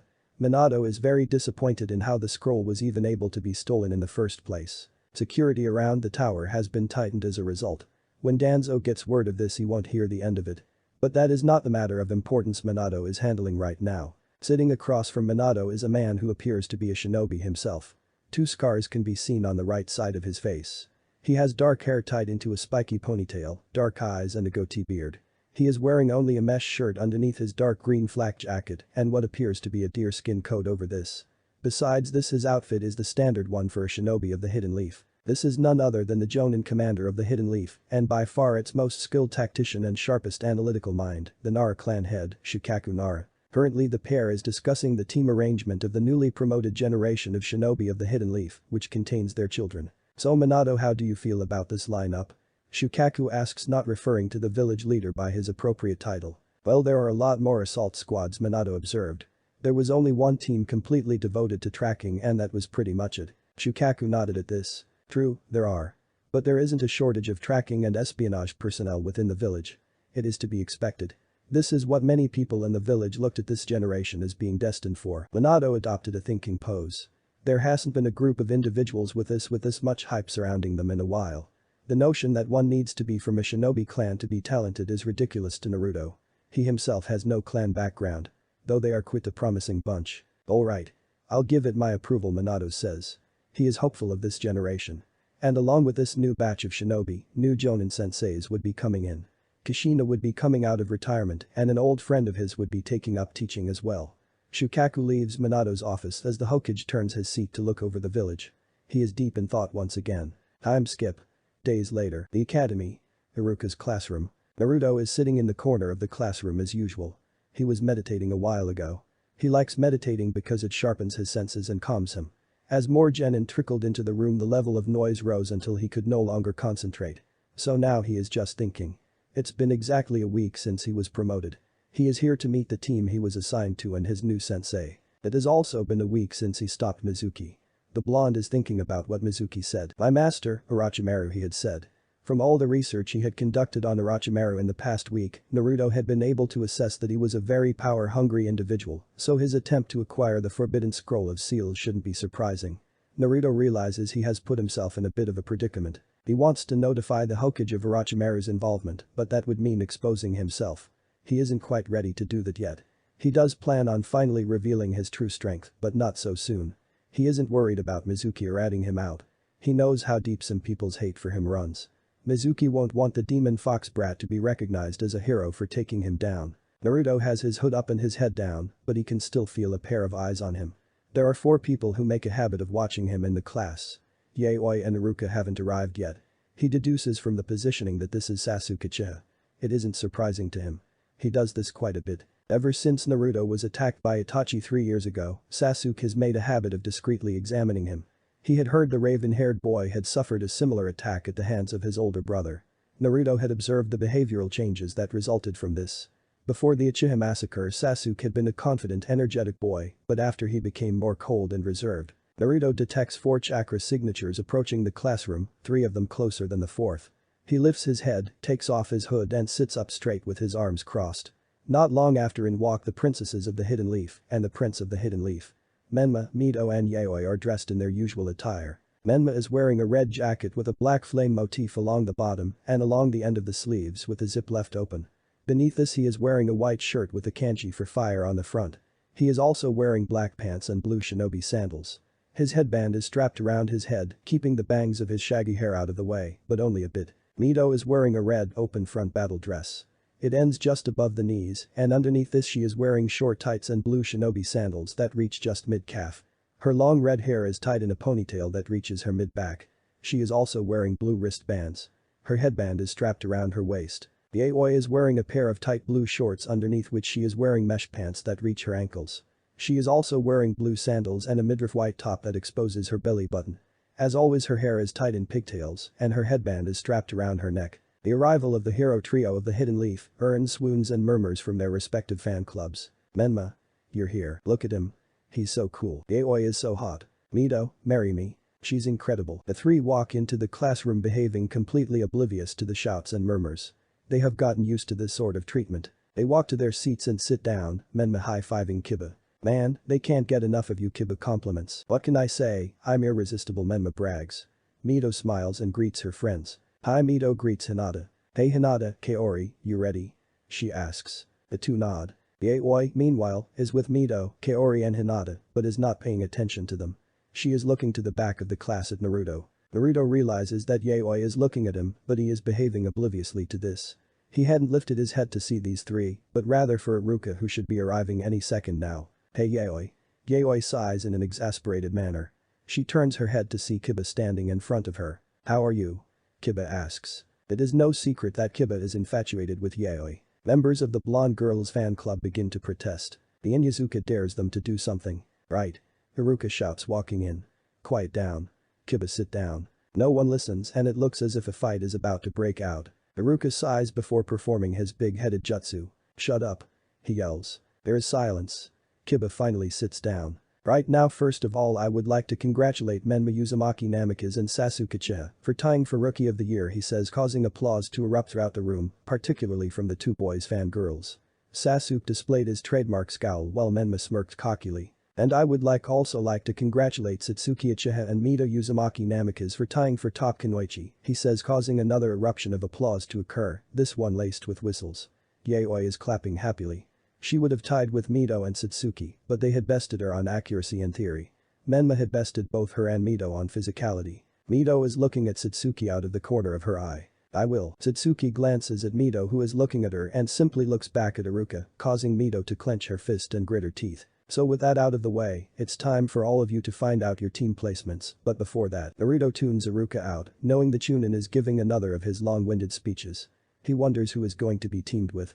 He would prefer anyone to his siblings. The advantage of being perceived as the dead last is that he would likely be teamed with at least one strong person. He continues to ignore Iruka. Years of tuning out Akasada when he was rambling or bragging had allowed him to develop this skill. He continues to ignore Iruka until he sees him look down to the clipboard in his hands. Right. The following are the squads you are all assigned to. Naruto listens but isn't really interested until the notable genin begin being named. Team 7 will consist of Menma, Mito and Yayoi Uzumaki Namikaze, the three grown at their luck. Even on duty they can't get away from each other. I'm going to give Dad a piece of my mind. They all inwardly say at the same time. Your sensei will be Kushina Uzumaki Namikaze. Iruka continues with a surprised look on his face. The three siblings are shocked. They were not expecting their mother to be their sensei. Murmurs of protest fill the room. Many are about how three of the strongest kids are on the same team family, and how it is unfair, while many are also the cries of members of the three's respective fan clubs. Ino has tears streaming down her face, and Sakura is smirking. There Ino. You never really had a chance in the first place. I mean, only true love can prevail. Teammate will consist of Kiba Inyazuka, Hinata Hyuga and Shino Aburam. Your Jonin senseis will be Kuranaiki. Haruka continues. Team 9 is currently active. Team 10 will consist of Sakura Haruno, Shikamaru Nara and Choji Akimichi. Nuo Sakura cries, throwing herself on the floor, while Ino laughs loudly at her. Ha! I may not be on the same team as Menma, but at least I'm not stuck with those two hopeless acts, Ino says, pointing at Choji and Shikamaru. Choji raises an eyebrow while Shikamaru looks on with his trademark bored expression. What a drag, he says. Iruka sweat drops at this behavior. Ino continues laughing at her best friend, who is still laying on the floor and hasn't recovered from her shock. Shut up. Iruka shouts for the second time. Sorry Iruka-sensei, Ino says, blushing embarrassedly. Iruka shakes his head irritably. Team 11 will consist of Sasuke Uchiha, Kaori Hirota and Hisateru Hajiwara. Your Jonin sensei is Kakashi Hatake. And finally Team 12 will consist of Naruto Uzumaki Namikaze, Satsuki Uchiha and Ino Yamanaka. Your Jonin sensei will be Fugaku Uchiha. This causes the eyes of the only two Uchiha in the classroom to widen in shock. You will wait here for your Jonin senseis to arrive, Iruka says. Not long after this, Kuranaiki arrives and picks up Team 8. Naruto is not surprised by the team lineups. Of course Menma, Mito and Yayoi are on the same team. Training the village heroes was of the utmost importance after all. He is a bit surprised by the decision not to rebuild the Inoshikachu formation. The placement of the Uchiha makes sense. They've both been assigned to teams on which they have senseis who will be able to train them in the use of the Sharingan. As for him and the team he had been assigned to, well. From what he knew, Fugaku Uchiha is the head of the Uchiha clan and the father of Itachi Uchiha. He is known and feared throughout the shinobi world as Fugaku of the Wicked Eye for his prowess with the Sharingan, another one of the legends born during the Third Shinobi World War. He is yet another candidate who was considered for the role of Hokage. He is quite excited to be assigned to such a strong shinobi. Naruto doesn't know much about Ino. She is the heiress to the Yamanaka clan and the daughter of the clan's leader, Inoichi Yamanaka. She is Sakura Haruno's best friend and has a crush on Menma. That is pretty much all he knows. He isn't too sure about her. It seems to him like her eyes haven't been opened to the cold realities of the shinobi world. And then of course there is Satsuki has been watching him out of the corner of her eye. Naruto Uzumaki Namikaze. Before, the only thing that made him of any concern to her was the fact that he was Mito's brother, and even then they didn't seem close, so she didn't know much about him, and then that terrible night came. The night that robbed her of the one person she adored, admired and trusted most besides her mother. The night that took her twin from her. She remembers waking up, hoping and praying it was all a nightmare. It wasn't. She remembers finding out he had been through something similar. She thought about reaching out to him, but she didn't even know him. And besides, she could never reach out to anyone again after that. Now she is on the same team as him. Well, it doesn't matter. She just has to focus on getting stronger. Ino sighs exasperatedly. She isn't on Menma's team. Well, at least Sakura can't rub it in her face because she isn't on Sasuke's team. She knows Satsuki a bit, or at least she thinks she does. She used to be friendly and got along with everyone. Then she changed. This was the same time Sasuke changed. It was after their brother supposedly massacred their clan. Naruto, on the other hand, is a complete mystery to her. He is quiet and doesn't talk to anyone. She remembers even from a young age he was treated differently from his siblings. The people of the village didn't look at him the same because of what he held within him. He would get made fun of by all the other kids, and Yaoi and Menma would encourage the other kids to stay away from him. Many of her friends would encourage her to stay away from him. Some of her elder fellow clansmen would say the same, and her father would then say that he is a normal boy and that Ino should befriend him. Arguments between them were the result of this. This led Ino to follow the common belief that Naruto was a troublemaker and to stay away from him or sometimes even ridicule him. Now she is on the same team as him. This should be interesting. A man enters the classroom. He has brown hair that reaches his shoulders and onyx-colored eyes with visible creases below them. He is wearing the standard Jonin flak jacket along with a black shirt with a symbol of the Uchiha clan on the shoulders, shin guards, and a black open front apron with a white diamond design along the bottom. Team 12, follow me. The man revealed to be Fugaku Uchiha says in a stern tone before turn and leaving. Naruto gets up and heads down the stairs behaving obliviously to the watching eyes. He walks past Menma, Mito, and Yaoi's desk. Yaoi is looking at him with a sad look on her face. Mito, as always, pays him no mind and Menma is glaring daggers at him. He walks out of the classroom for the last time and turns to see a woman approaching. Kushina. She is wearing the standard hidden leaf Jonin attire. Her headband is strapped around her head and her red hair is tied in a ponytail. Naruto, she says with a smile on her face. Lady Kushina, he responds, bowing with a blank look on his face and walking off, leaving behind a very sad-looking Kushina. Naruto takes some time to study his teammates. Satsuki is dressed in a skirt that is above the knees. The skirt has a slit that goes down the right thigh which is wrapped in bandages, which allows her to draw her kunai from its holster. She is also wearing black knee-high shinobi sandals. On her upper body she is wearing a dark blue long-sleeve midriff top that exposes the shoulders and bears the crest of the Uchiha clan on the back. Her jet black hair is cut above the shoulders and kept out of the way of her heart-shaped face. Ino has fair skin, blue eyes and platinum blonde hair that she wears in a ponytail that extends to her waist, with bangs that frame the right side of her face. Ino is wearing a purple outfit consisting of a high-collar blouse and a matching apron. She has bandages on her abdomen and legs. She is wearing wide arm warmers with a purple trim and her headband is worn as a belt. Training ground 12. Naruto, Satsuki and Ino are all sitting in front of Fugaku, who is sitting atop one of 3 wooden stumps. The group have introduced each other to one another and told of their likes, dislikes, hobbies, etc. Naruto and Shirdi gave away as little as possible. Naruto doesn't consider himself to be dense. Fugaku grew up alongside Minato. The two are close friends. He knows that one of the main reasons he is on Fugaku's team is because the Hokage trusts him and has most likely assigned him to a long-term mission to observe him and analyze him. Alright then, now it's time for you to take your graduation test. What do you mean? Ino asks. We've already been promoted. Not really, Fugaku replies. That was only a means of weeding out those truly capable of being shinobi. And this is a means of acquiring the best out of those capable. Naruto isn't surprised. Just as he suspected. So let's not waste any time. Fugaku says, taking 2 items out of his pocket. One is a stopwatch. The other is a pair of bells joined by a red string. The test is you each have to get one of these bells from me in order to pass. As you've observed, there are only 2 bells. So the 2 out of the 3 of you who get a bell will pass and be declared genin, and the odd one out will be sent back to the academy to repeat a year. There will be a time limit of 1 hour. Failure to acquire a bell within that time will also constitute failure. Fugaku says, setting the stopwatch. He hooks the bells to his belt. Any questions? No good. Your time starts now. Immediately Satsuki and Ino jump away from the clearing. Naruto simply stands there staring at Fugaku. You're not going into hiding like the others. I'm not surprised. Your file did indicate you weren't the sharpest knife in the proverbial toolbox, Fugaku challenges. Naruto crosses his arms, not taking the bait. There's no point to it. A shinobi of your caliber would be able to determine my location easily, no matter where I hid, he replies. He's actually lying. If he wanted to, he could hide his presence from Fugaku. He just doesn't want to hide. Fugaku smirks. An astute observation. Meanwhile with Satsuki. Satsuki is tense. She is hiding in a tree looking down at Naruto and Fugaku, who are having small talk. By the end of today someone will have failed and been sent back to the academy. She has to make sure it isn't her. As long as she gets to keep her headband, it doesn't matter what else happens. The SSSSST, Satsuki Ino says, causing the Uchiha girl to jump in fright and whip around with a kunai in hand. Why are you sneaking up on me? What do you want? Satsuki hisses. Listen. We're up against a Jonin here. We can't go in on our own. If we work together and use all opportunities presented, we can get those bells, Ino says. Oh yeah? And what about him? Satsuki asks, gesturing to Naruto. He's the dead last. He's hopeless anyway. Let's just focus on the bells, Ino says. Satsuki nods in agreement. So how do we go about it? Ino asks. Well, he's distracted by Naruto right now. We can capitalize on that. Ino nods. You go in and cover me. Once I give the signal, get out of the way.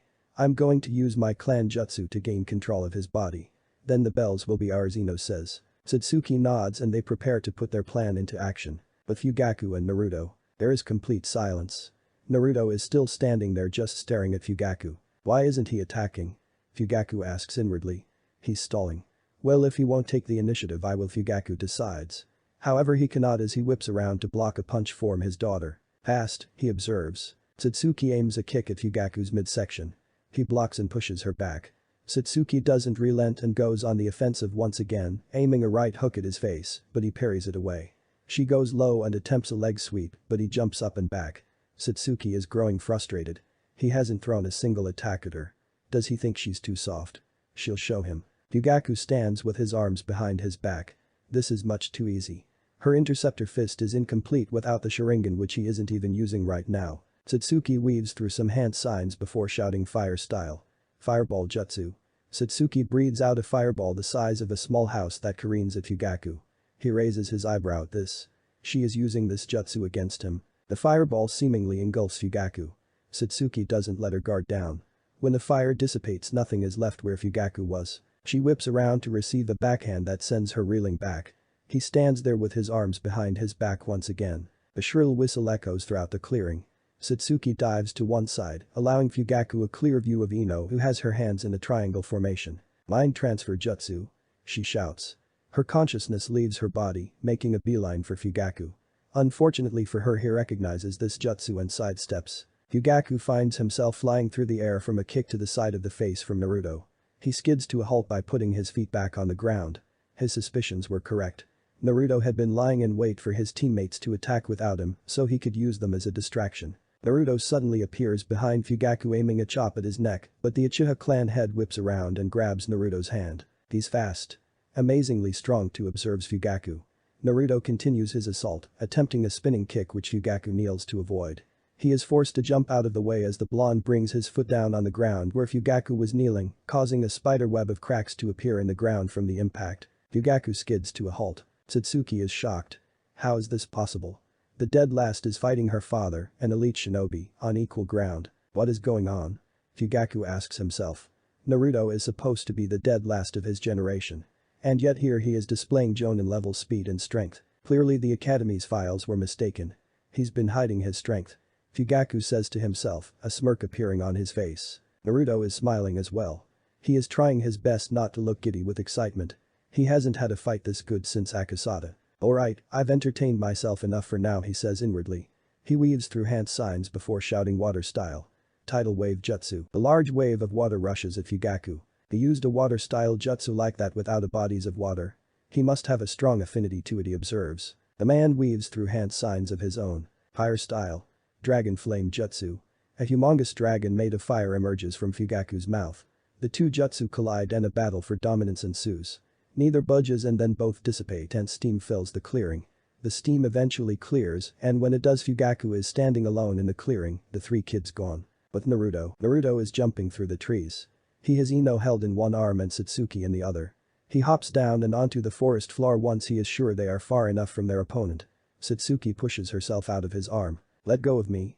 She shouts, pushing herself off of him, blushing madly. Why did you pull me away? She asks angrily. Naruto looks at her blankly. You were losing, he replies calmly. He lays Ino down on the floor. Her eyes flutter and open slowly. Ino, are you alright? Naruto asks. She groans. The jutsu didn't work. Listen. Our opponent is an elite jonin. There is no point in attacking him like this, Naruto says, having figured the meaning of the test out. He looks to Ino. Your jutsu left you in an extremely vulnerable position. He was familiar with it and was able to dodge it. You were wide open, he says, causing Ino to look down and frown. He turns to Satsuki. You used the interceptor fist of the Uchiha clan, so one could say you're at the biggest disadvantage of all. The man we're facing is the head of the Uchiha clan. He knows the ins and outs of that fighting style, all its strengths and weaknesses. He's much more proficient in it than you, Naruto states, making Satsuki angry. She is aware of how she is at a big disadvantage facing her father of all people. You can't hope to face him using fire-style jutsu either. All of that leaves just me. I'm our best bet, he says. Satsuki resists a scoff. It's not me being cocky. It's a fact. He's never seen my fighting style before and he doesn't know of the jutsu I have in my arsenal. I will be the cover. I'll go in and fight him head on, and when the opportunity presents itself you will attempt to grab the bells. Naruto says. Oh yeah? And have you forgotten there are only 2 bells, she asks. They all look at each other. Don't worry about that. You just focus on getting those bells. At this rate none of us will pass, Naruto says. He stands up. Wait for my signal, he says. But Fugaku is standing in the clearing with his arms crossed. He is waiting for a move to be made. He had pretty much shrugged off Satsuki. He knows how she fights. It was foolish of her to attack him head on like that. Inoichi's girl had teamed up with her and tried to use her clan's jutsu, but unfortunately for her he recognizes it from his younger days. But it was Naruto who really surprised him. The boy is incredibly fast and strong. He also doesn't recognize his fighting style. He is interested to see what else he has up his sleeve. Naruto drops down from a nearby tree. He walks a few steps and stops. Back for round 2, huh? Fugaku says with an uncharacteristic smile on his face. Naruto flashes a smile of his own. This is going to be fun. He weaves through some hand signs. Fire style, huh? Well, give this a try. Wind style. Wind orb barrage jutsu. Balls of wind style chakra emerge from his mouth and head straight for Fugaku. He leaps out of the way and blocks the fist that comes at his face. The real Naruto meanwhile is standing not too far away. Clone explosion jutsu. He yells. Fugaku's eyes widen as the Naruto who is in front of him begins to glow a white color. There is a huge explosion. Dirt and smoke rises into the air. Naruto whips around and jumps back as Fugaku narrowly misses him with a kick. Substitution jutsu. While in midair he whips out some shuriken and throws them down at the Uchiha, but he takes out a kunai and parries the incoming projectiles away. Naruto doesn't give Fugaku any resting time. As soon as he touches the ground he speeds forward. Fugaku puts his kunai up as Naruto suddenly appears in front of him and tries to cut him only to be blocked. Naruto, who is holding the one kunai in a reverse grip, whips out another with his left hand and aims for Fugaku's midsection, only for Fugaku to block with another kunai. The two smirk at each other, but Fugaku realizes his kunai are being dented. He looks at Naruto's kunai. They are coated in chakra. Wind style. He jumps back as Naruto slashes at him. Naruto holds his hands next to his side. His hair begins to blow as wind-style chakra begins to gather. Fugaku sees a ball of concentrated wind-style chakra gather in Naruto's hands. And dodge while you're in midair, he says to himself. Wind style. Godly wind from the mountain jutsu, he shouts, releasing the ball, firing it right at Fugaku. Fugaku curses. He holds his hand in a cross-hand seal, to Naruto's surprise. Shadow clone jutsu, a clone forms in midair next to Fugaku. It grabs Fugaku and throws him out of the way, taking the full brunt of the attack. The ball hits the clone and a large explosion is the result. Yet again dust and dirt is kicked up. Once it clears, Fugaku is standing with a few cuts to his right arm. That was close. Naruto wastes no time. He suddenly appears behind Fugaku and wraps his arms around the Uchiha leader. Fugaku tries to force himself out, but it is of no use. He's too strong. Satsuki, Ino now. Naruto shouts. Satsuki and Ino, who have been watching all of this in shock, leap from the trees and run straight at Fugaku. Fugaku breathes in and even with his hands restrained blows out a fireball that forces the two girls to leap out of the way. Fugaku, however, can do nothing about the clone that comes out of the ground with a kunai in hand. It cuts the red string, grabs both bells and leaps back. It's over, the clone shouts, lifting the bells in the air just as the stopwatch sound signaling that time is up. Naruto lets go of Fugaku. Naruto walks past to the clone, who hands the bells to him and disappears in a cloud of smoke. He then hands the bells to Satsuki and Ino. To their shock. Well, then it looks like you all pass, he says, shocking Ino and Satsuki, but not Naruto, who had already figured out the meaning of the test. The true purpose of this test was to determine whether you would selfishly look out for yourselves or work as a cohesive unit regardless of the outcome. I see one of you figured it out, he says, looking at Naruto, smiling. Ino and Satsuki look at Naruto as well with eyes full of wonder and disbelief. They look down guiltily at how they left him out before. We're sorry, Naruto, Ino says. Yes, Satsuki says to him. He nods. It's fine. I understand, he responds. The great team is born from members who give everything for each other instead of for themselves. From this moment onwards you are all fully fledged shinobi of the Hidden Leaf and members of Team 12, Fugaku declares. Chapter 5. Changes. Hello all. So this is chapter 4 of King of the Forest. I said I would try to update, and that's what I'm doing. To the guy or girl who was cussing me out in the review section, one didn't waste my time checking your profile, posts a flame and comes back 2 hours later to do the same thing. I said this was my first ever fic and that I'm bound to make mistakes and it's not going to be perfect. You don't have to be a child about it. Who pissed in your cornflakes? You. As for the guests, you're not even worth my words. So without further ado, let's get into it. Chapter 5. Changes. Fugaku is walking through the hallways of the top floor of the Hokage Tower, his destination being the man's office himself. He is on his way to a meeting with the Hokage and the other Jonin senseis, who were holding graduation tests today to give his report. He touches his right cheek that Naruto's foot connected with. He chuckles a bit. He had assured Minato that for Fugaku of the Wicked Eye, there was no such thing as rust, and yet here he's allowed himself to get hit by a kid. A very strong kid, but a kid nonetheless. He walks up to the office door and enters without knocking. He walks up to stand in front of the desk at the end of a long line of other Jonin senseis. There is silence. 2 minutes pass. Kakashi arrives afterwards. My apologies for. I find it redundant to apologize for something you're just going to do again, Minato says, cutting him off. Now that we're all here, let's get started. Going in numerical order, please make your reports on how your teams did. Minato says. The first half of the Jonin senseis give their reports and half of the teams have failed. This is to be expected. The first graduation exam is only a decoy and not an accurate measure of one's aptitude to shinobi life. All heads turn to Kushina. Team 7 passed. They did quite well. Their teamwork is very good, but that's to be expected. She says with a smile on her face. Minato smiles at hearing this. Kurenai then gives her report. Team 8 passes, though there are some blemishes. Kiba Inyazuka makes attempts to assert his dominance over his teammates. Hinata Hyuga is too shy and struggles to voice her opinion at times. Kurenai reports. Team 10 passed Lord Hokage, but they didn't do very well. Shikamaru and Choji are friends and work well together. However, Sakura is quite difficult. Half the time she is complaining about how she didn't get put on Sasuke Uchiha's team, and the other half she's giving Choji and Shikamaru flack about how one achieved mediocre marks in the academy while the other was lucky not to fail. She needs a serious attitude adjustment, reported Asuma. He is concerned that perhaps the Hokage will live to regret not recreating the Inoshikachu formation. Minato nods at this. He turns to his student. Team 11 passed narrowly, Lord Hokage Kakashi says, surprising those in the room. He had never passed a single team. Sasuke Uchiha has quite the superiority complex and views his teammates as not being worthy of teaming with him. Hisateru Hajiwara repeatedly mocks him and it causes friction within the team. As it stands, Kaori Hirota is the glue that holds the team together, Kakashi says. Minato nods and finally turns to his friend. He manages to hold back a chuckle but can't resist smiling when he sees the bruise on Fugaku's cheek. No rust, huh? Fugaku sees the look on his face and narrows his eyes a bit. Team 12 passed. Satsuki Uchiha is impressive, but she seems a bit arrogant in her approach. Wonder where she gets it from, Minato says inwardly in a sarcastic manner. Ino Yamanaka is very distracted. She seems obsessed with Team 7's Menma. He says. This time Minato cannot hold back the chuckle. He is aware of how Inoichi's daughter is infatuated with his son. The real shock, however, Naruto Uzumaki Namikaze Fugaku continues earning the attention of all in the room. Naruto is no doubt the strongest member of his team, Fugaku says, shocking all in the room. During the test he displayed what was no doubt Jonin level speed and strength, using a taijutsu style I've never seen before. He is the reason I have this bruise, Fugaku says, pointing at his cheek. He used quite a few impressive elemental jutsu and even the shadow clone jutsu to perform a clone explosion jutsu. Not only that, he also displayed impressive leadership skills when he figured out the true meaning of the test and got his teammates to work together to pass. Fugaku finishes. There is complete silence in the room. Everyone is in disbelief. Fugaku Uchiha's praise isn't earned easily, and yet here is praising Naruto.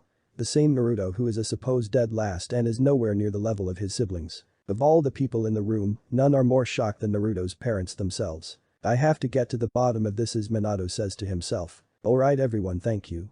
Please inform the rookies on the teams who didn't pass that they are to report to the academy at the beginning of the following year to repeat, assuming they still want to be shinobi, he says, dismissing all the Jonin. All leave except for Fugaku. No rust, huh? Minato asks. Fugaku frowns. Give me a break. And cut the small talk. I'm here to make my report. Alright, Minato says, smirking. What is your assessment of Naruto? Minato says, turning serious. The boy's very smart. I'm sure he realizes that I'm watching him. He hasn't given anything away at all. I will continue to observe, Fugaku says. Minato nods. Thank you, Fugaku, Minato says. Fugaku wasn't one to ask questions, so when Minato asked him to do this, he did it like any normal mission. Fugaku leaves the office, leaving Minato and Kushina alone. Minato, how is this possible? Kushina asks in disbelief. I don't know. Clearly Naruto has been keeping secrets. Let's go home. We'll have to ask him about everything.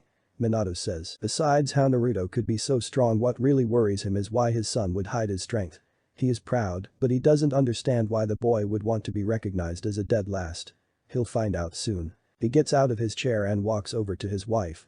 He wraps his arms around her. Speaking of Naruto, Minato, do you mind explaining to me why he wasn't on my team? Like I ask, she questions with a sickly sweet tone to her voice and a deadly looking smile on her face. Minato gulps. Kushina, we agreed that training Menma, Mito and Yaoi on how to use more of the Nine Tails chakra took priority, and I can't have 5 people on one squad. Besides, I trust Fugaku, don't you?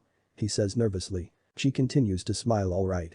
But you're definitely not getting any sex for a while, Kushina says, causing Minato's eyes to widen. Now let's go home and celebrate. Uzumaki Namika's estate. Yaoi is hysterical. She has tears streaming down her face. Mito has a blank look on her face. Menma is glaring daggers. Naruto is sitting on one of the couches in the household's living room. Minato and Kushina walk in. Hi everyone, what's going on? Kushina asks, realizing Yaoi is in tears. Menma says nothing.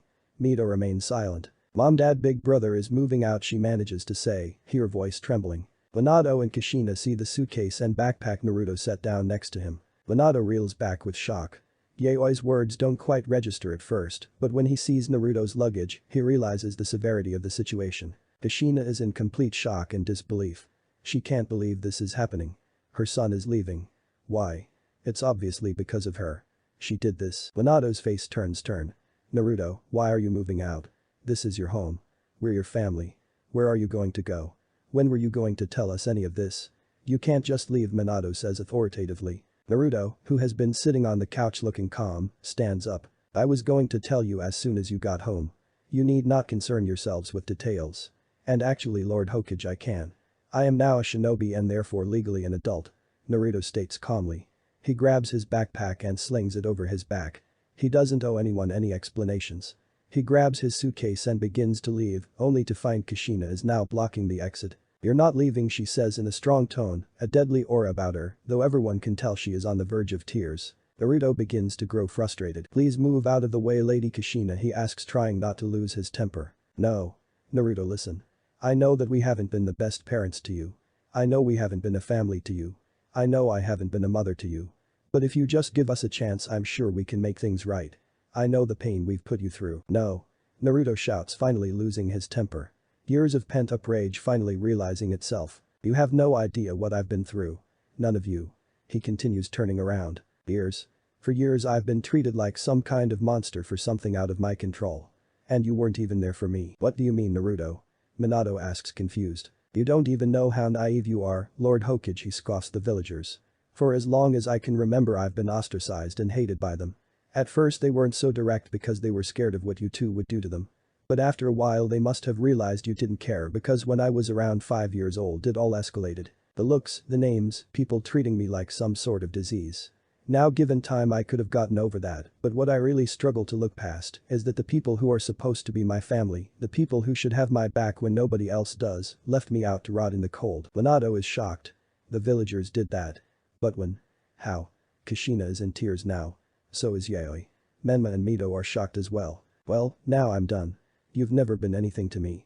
The best you could do for me is let me go to live my life. Naruto says with finality. He looks to the exit which Kushina is still blocking.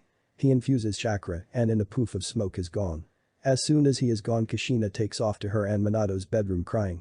She locks herself in and cries hysterically. Her baby boy suffered so much and she wasn't there for him. She just made things worse. Yaoi falls apart, having only Mito for support, who is comforting her. How could she have done this? How could she have locked her own brother out and even tormented him with the amount of pain he was going through? Menma looks on at this scene, seeing everything in complete disarray. He looks to one of his sisters who is falling apart in the other's arms. She leads her way to her bedroom. He looks to the hallway where his mother ran and where his father followed her. He looks down and then clenches his fists and grits his teeth. He punches the wall, causing a spiderweb of cracks to appear. Curse you, Naruto. I will make you pay for ruining this family, he silently vows.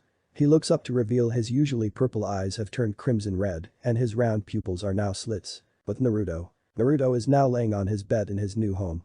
An apartment on the top floor of a building on the north end of the village. He had put a few shadow clones to work to furnish and clean it, and it was all done. He could afford to buy it and many other things because Akasada's life savings was worth millions, but he doesn't want to attract any unwanted attention for now. He stares at the ceiling deep in thought. It's only begun. A few weeks later. It's been weeks since Naruto moved out of the Uzumaki Namika's estate. He is very thankful for his sensory ability as it has stopped him from running into the family on multiple occasions. News spreads fast. Naruto has noticed in recent weeks that the villagers are being more cold towards him, but it's not as if any of it is new to him. His teammates have clearly heard as well. The two females have been giving him strange looks, particularly Ino. Fugaku, thankfully, didn't even show he knew despite the fact that he obviously did. Things are going well with his new team. They have been working more cohesively than Fugaku had anticipated.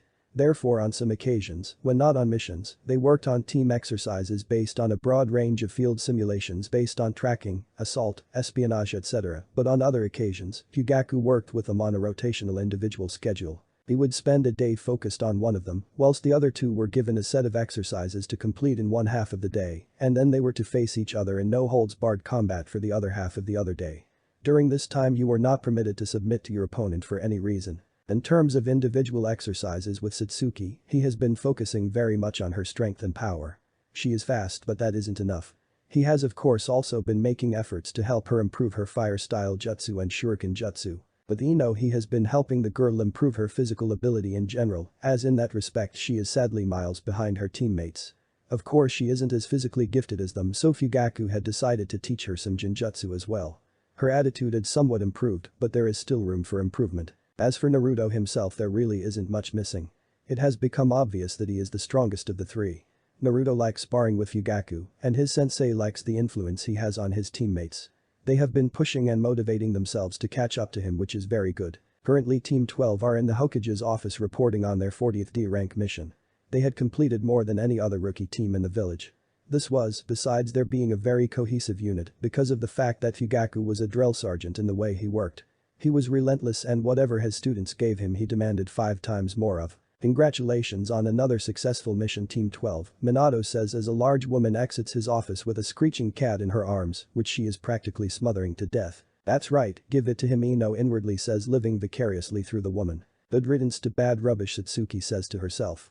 Although she can understand why the little beast keeps running away. Naruto looks on, trying not to smile. He almost feels bad for the cat, whose name is Tora. The animal reminds him of himself. Back when Akasada was still alive, he would test Naruto's speed by gathering the fastest lions on Mount Rayan and having them chase after him for the whole day. Team 12 have crossed paths with Tora many times before. Naruto could have ended things fast on each occasion but chose not to, thinking it would do his teammates some good.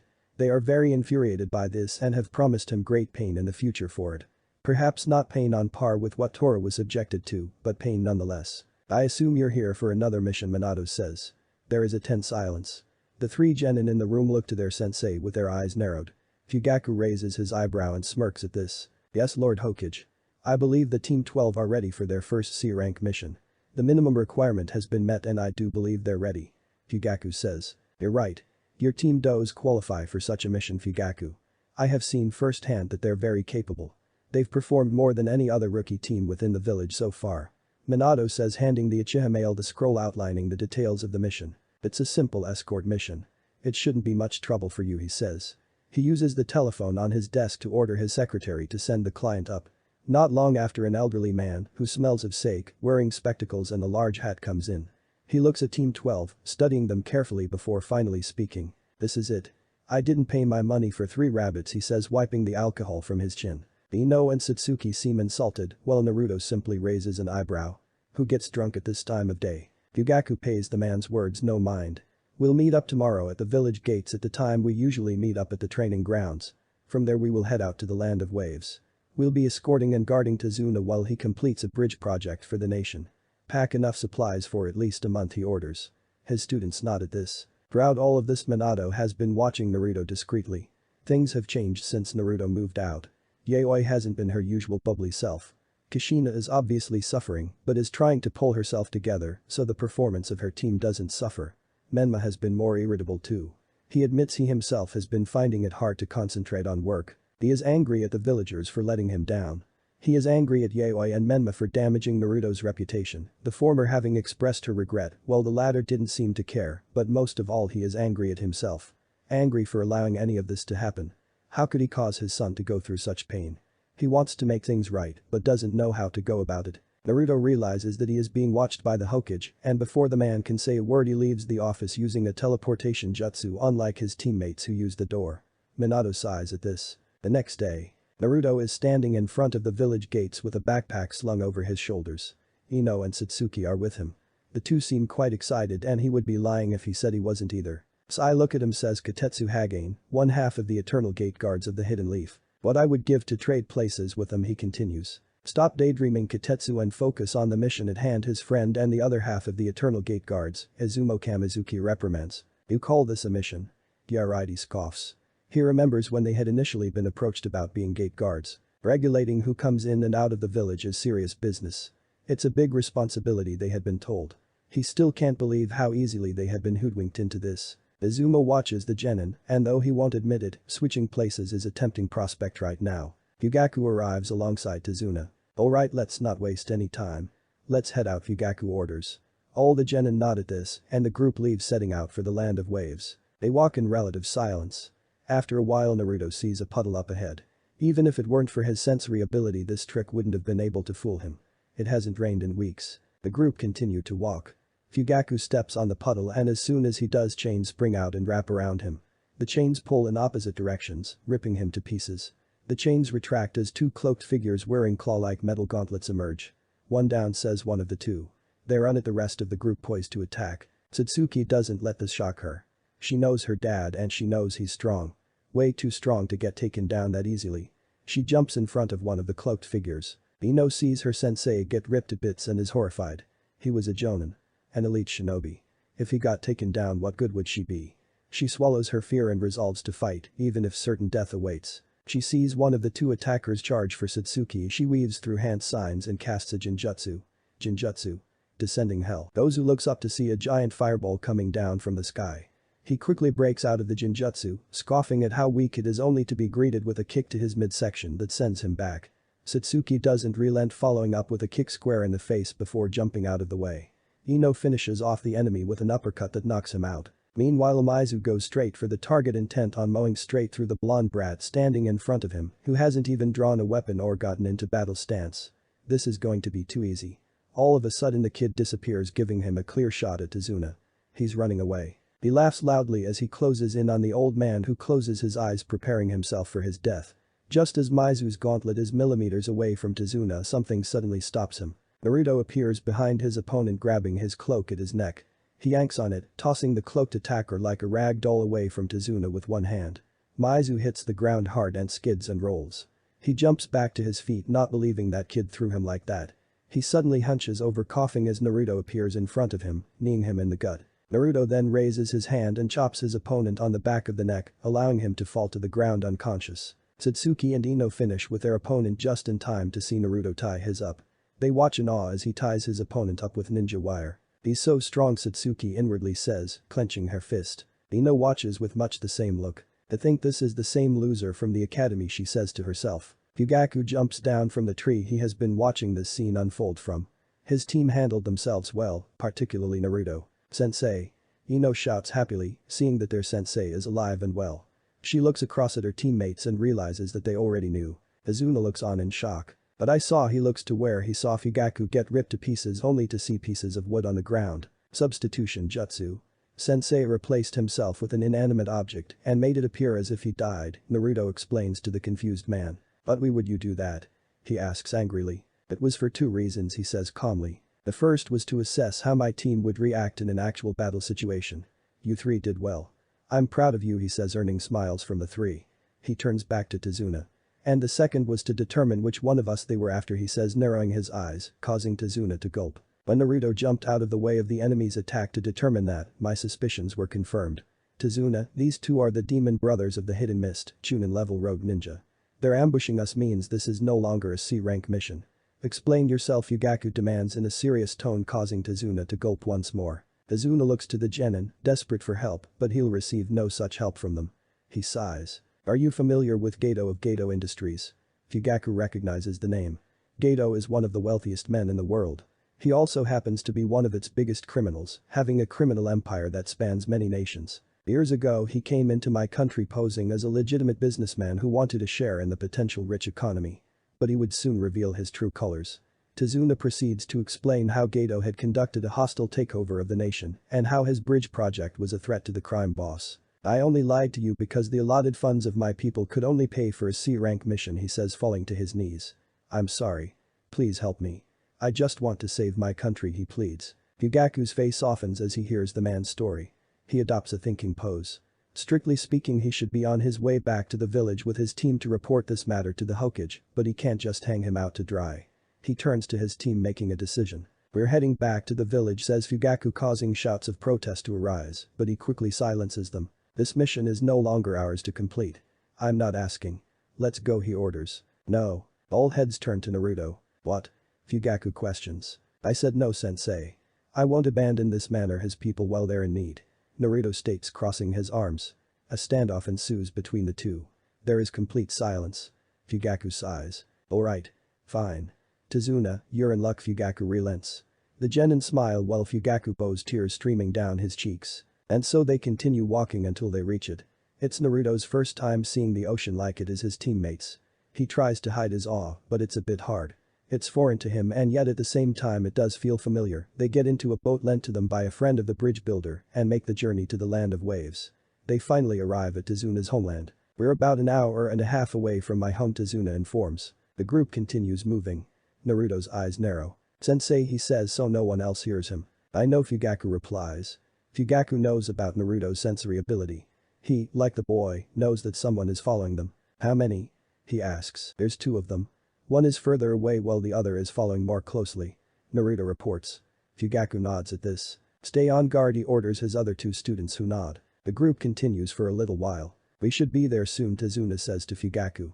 The Uchiha nods at this before his eyes narrow. "Everyone get down," yell Fugaku and Naruto at the same time. All comply, with Naruto grabbing Tazuna and dragging the elderly man down as a large blade soared through the air where their heads had been and embedding itself in a tree behind them. A man appears, standing on the handle of the sword. He has beady eyes, spiky hair and bandages covering the lower half of his face. The only piece of clothing on his upper body are the arm warmers on his arms. "Fugaku Uchiha of the Wicked Eye. It's no wonder the demon brothers failed," the man says. Fugaku narrows his eyes as he gets up and takes a good look at the man. "Zabuza Mamachi, the demon of the hidden mist," Fugaku says, recognizing the man. "The one and only. I'm not going to beat about the bush. Hand over the old man. If you do so, I'll allow you and your genin to leave quietly," Zabuza offers. "I'm afraid that isn't going to happen. My mission is to protect him," Fugaku says plainly, his eyes turning crimson red with 3 black tomo marks around the pupil. "Alright. I can do it that way. I don't mind having the head of a shinobi war legend," Zabuza says, holding his hand up in a seal position. "Hidden mist jutsu." A thick mist begins to gather, engulfing and covering everything in sight. Naruto draws his kunai and, though is nervous, can't help smirking. Now the real fun begins. Chapter 6. Battle in the Mist. Satsuki is trembling and struggling to breath, the kunai she had taken out held in front of her. She has a tight grip of it, not trusting her sweaty hands. An inexplicable feeling of fear has gripped her, robbing her of the will to even move. This feeling. I haven't felt like this since. Memories of blood-stained streets illuminated by the moonlight and crimson eyes come flooding back, only further weakening her and adding to the toll she is taking from the killing intent. She begins to realize her life is flashing before her eyes. She sees herself growing up with her 2 brothers and her mother and father, meeting Mito and the 2 of them becoming best friends and rivals. She sees her aunt and uncle, her cousins and many other relatives laying dead on the ground. She sees her elder brother claiming responsibility and saying he never cared for her. She sees her falling out with Mito and drifting away from Sasuke and finally being assigned to Team 12. Ino's legs are shaking.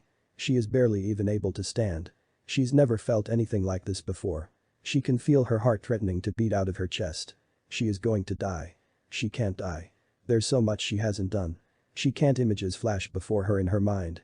She sees herself with her parents when she was younger. She sees herself laying eyes on Menma for the first time and meeting Sakura and defending her. She sees herself being assigned to Team 12 and all other events that led to this moment. Naruto has a kunai held out in front of him and is standing in formation with his teammates. He is faring much better than them, as his late sensei gave off much stronger killing intent. That doesn't mean he isn't a little nervous. This is the first time he's faced an enemy this strong in an actual battle situation. Zabuza, to his knowledge, is a former member of the 7 ninja swordsmen of the Hidden Mist and thus a wielder of one of the 7 swords, in his case the Executioner's Blade. Zabuza is famed for his silent killing. It was said he is so proficient in this art that one would not even know they have been killed by Zabuza until they're already dead. Naruto's heart is beating fast. Nerves coupled with excitement. Naruto doesn't know why, but he enjoys battle. The feel of the perspiration running down his body, the sound of his heartbeat ringing in his ears as he stands across from an opponent of a high caliber. It just does something to him. He isn't a fan of violence, but he really appreciates a challenge. Satsuki, Ino, Naruto. Don't be afraid. I won't let my comrades die. Fugaku assures his students, his voice cutting through the mist and its effects as his students visibly eased up. Ino stands up straight and Satsuki breathes in deep, pulling herself together. Zabuza's voice rings through the mist as well in the form of a laugh. Then he suddenly appears in the middle of the group in front of Tazuna, with his executioner's blade raised in the air and poised to cleave the old man in half. He attempts to bring it down, but finds his arm won't move. What? Zabuza turns to see the blonde brat out of the three holding his arm back. His grip is surprisingly strong. Naruto doesn't allow himself any shock. When Zabuza appears and attempts to kill Tazuna, he stops the man, grabbing his arm. Satsuki grabs Tazuna and jumps back. Ino follows, overcoming her shock. Naruto aims at Zabuza's side, intent on stabbing the swordsman. He finds his kunai blocked by another executioner's blade. He looks up to see another Zabuza standing in front of the original with his blade underneath the swordsman's arm, which he is holding, stopping his kunai with his large sword. Brat's got moves, huh? The original Zabuza says, looking at Naruto with his head turned. Naruto smirks. Meanwhile, not too far away, Fugaku is weaving through hand signs while standing next to a clone of Naruto which the boy created when the mist rolled in. Fire style. Fireball jutsu, he yells, blowing out a large fireball which cannons straight at Naruto and the two Zabuzas. Naruto quickly substitutes with his clone and watches alongside Fugaku as it along with his opponent and his clone are engulfed in the fire. Naruto nods at his sensei before disappearing and reappearing alongside his teammates in formation once again. Zabuza, unsurprisingly, appears once again. Fugaku is standing in between him and his team of brats and the target. He begins to make an analysis. He wasn't expecting that to happen. That brat is strong. He wonders what else he has up his sleeve. But right now he needs to worry about the man standing in front of him. He realizes he is at a disadvantage here. Fugaku is a fire style user and a proficient one at that. But from what he'd heard, the man retired from active field duty following the war. He had made a name for himself in and joined the Leaf police force. Facing lowly criminals and thugs as opposed to shinobi. He has to have gained some rust over the years. He would use that to his advantage. And as for his fire style, Zabuza smirks as a plan begins to form in his head. He doesn't look to the lake on his right so as not to give away his plan.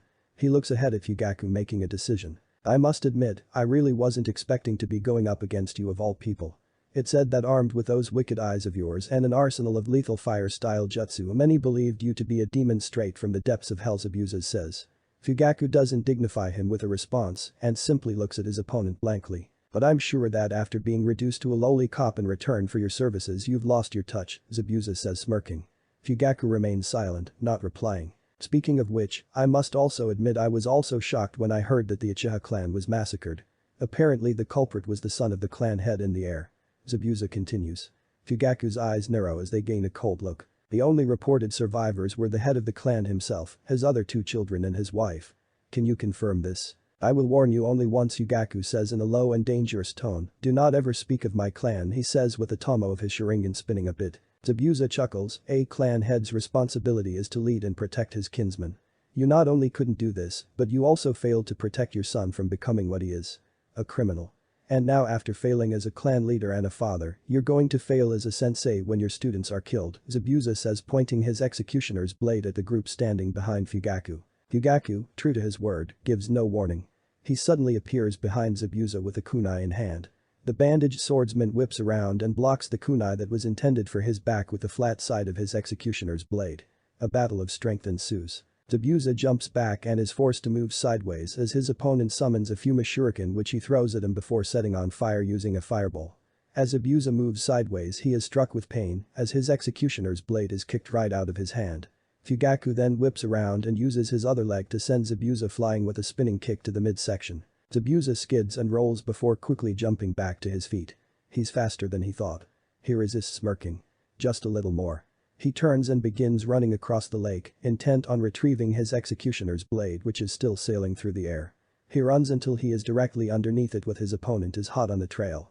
He smirks. The smirk almost immediately disappears. His eyes widen as there is a poof and his blade is immersed in a small cloud of smoke. Out of the cloud comes Fugaku. He substituted himself with the blade. Before the swordsman can do anything, Fugaku utters the words. Fire style. Dragon flame jutsu. A number of dragons all made of fire-style chakra emerge from his mouth and head straight for Zabuza. His eyes widen, and then he disappears from view as the dragon smash down on the surface of the water and where he could be seen before. Steam fills the air, making it harder to see, coupled with the mist. It remains for a while and then it starts to dissipate. When it does, Fugaku can be seen walking across the surface of the lake towards a downed Zabuza who is lying face down in the water and appears to have suffered a few burns. Fugaku stands over Zabuza, staring at him for a few seconds. He then grabs the swordsman by the neck, lifting him into the air. He stares him dead in the eye, his Sharingan still active and the cold look from earlier still present. "You dare to sully my clan's name with your mouth?" he asks in a venomous tone. Zabuza's only verbal reply is a low groan. "That is the last mistake you will ever make," Fugaku continues. Zabuza smiles and a splash is heard. A pair of hands emerge from beneath the water, grabbing onto both Fugaku's ankles to his shock. The hands pull him down, causing him to release his grip on Zabuza as he goes underwater. The Uchiha whips out a kunai and stabs the water clone that pulled him in, causing it to disappear, reverting back to water. He pulls himself back up to the surface and breaks it just in time to see Zabuza finish a set of hand signs. "Water style. Water prison jutsu. You fell for that hook, line and sinker," he says with a wry smile on his face as he encases Fugaku in a sphere of water. "How easy can you be?" Zabuza asks, smiling. Fugaku curses as he becomes trapped in a sphere of water. He can't believe he fell for that. It was a setup from the very beginning. Zabuza had been planning to lead him into the lake where he was strongest, and he had allowed his anger to take over and let that happen. And now his team and Tazuna are in danger. "You've underestimated me, and that is the last mistake you will ever make." Zabuza smiles at Fugaku, who scowls. Naruto, Satsuki, Ino and Tazuna watch this scene unfold. The three genins' faith in their sensei doesn't waver initially. They watch as he maintains a calm demeanor in the face of the enemy. This soon disappears as Zabuza provokes him using the Uchiha clan massacre. Fugaku attacks Zabuza, ruthlessly grinding down on the swordsman. Zabuza attempts to retrieve his blade, and to all it appears as if the Uchiha has his opponent on the back foot. All except Naruto. His eyes widen in realization. Zabuza uses water style primarily. That much was evident from this mist and the water clone he created earlier. And now he's drawn Fugaku into the lake. He attempts to yell a warning to his sensei, but it is drowned out by the sound of the fire dragons impacting with the water. He hopes that Zabuza's strategy backfired. No such luck. Zabuza traps Fugaku in a sphere of water. The water clone of Zabuza appears in front of the group. They raise their kunai in response, not allowing themselves any shock this time. The clone swordsman laughs. "Well, don't you lot look serious?" He chuckles. "Do any of you even for a second believe you're capable of stopping me?" he questions. The genin remain silent, not dignifying their opponent with a response, but rather preparing for him to make a move. "Do any of you even for a second think you're real shinobi? You're nothing more than kids playing pretend. Do you want to know how I became a shinobi?" The Blood Mist, years ago, was somewhat like other villages, but it differed in some respects, particularly one. Its academy graduation exam. The final test to become a fully fledged shinobi in the mist was an all-out death match. Zabuza says. In order to become a ninja, one had to slaughter all their peers. The friends they had grown up with, eaten with and played with. Ino and Satsuki's eyes widen in shock, while Naruto's narrow.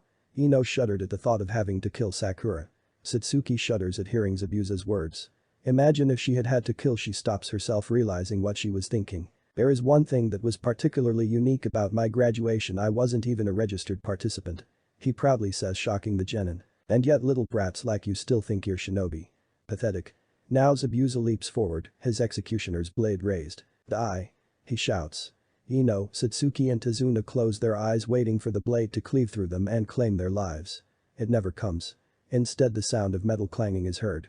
They open their eyes and they widen in shock. Naruto stops Zabuza's blade with his kunai. Zabuza is a bit surprised. This brat had displayed strength that was admittedly impressive earlier, but he wasn't really trying as much back then. A battle of strength ensues. Zabuza eventually jumps back. "Think you got the stones, kid?" Zabuza challenges, smiling. Naruto smirks. Without turning around, he speaks to his teammates. "I'll take him on, you two stay here and guard Tazuna," he says. "Are you insane? You can't fight him." Ino shouts. "It's suicide." "If you're fighting, then I'll fight with you," Satsuki says, stepping forward. "No," Naruto says, turning his head. "You need to protect Tazuna. He didn't come alone. He has an accomplice. That person could strike at any moment," Naruto warns. He turns his attention back to Zabuza, who is a bit surprised. The kid knew about Haku. Isn't he full of surprises? He takes out two kunai and gets into his lion fist stance. Naruto closes his eyes and opens them, infusing his chakra, releasing it in a burst. A wide aura becomes clearly visible around him, causing his jacket to flap about and his hair to blow. Satsuki steps back in shock. Naruto. It's unbelievable. His presence.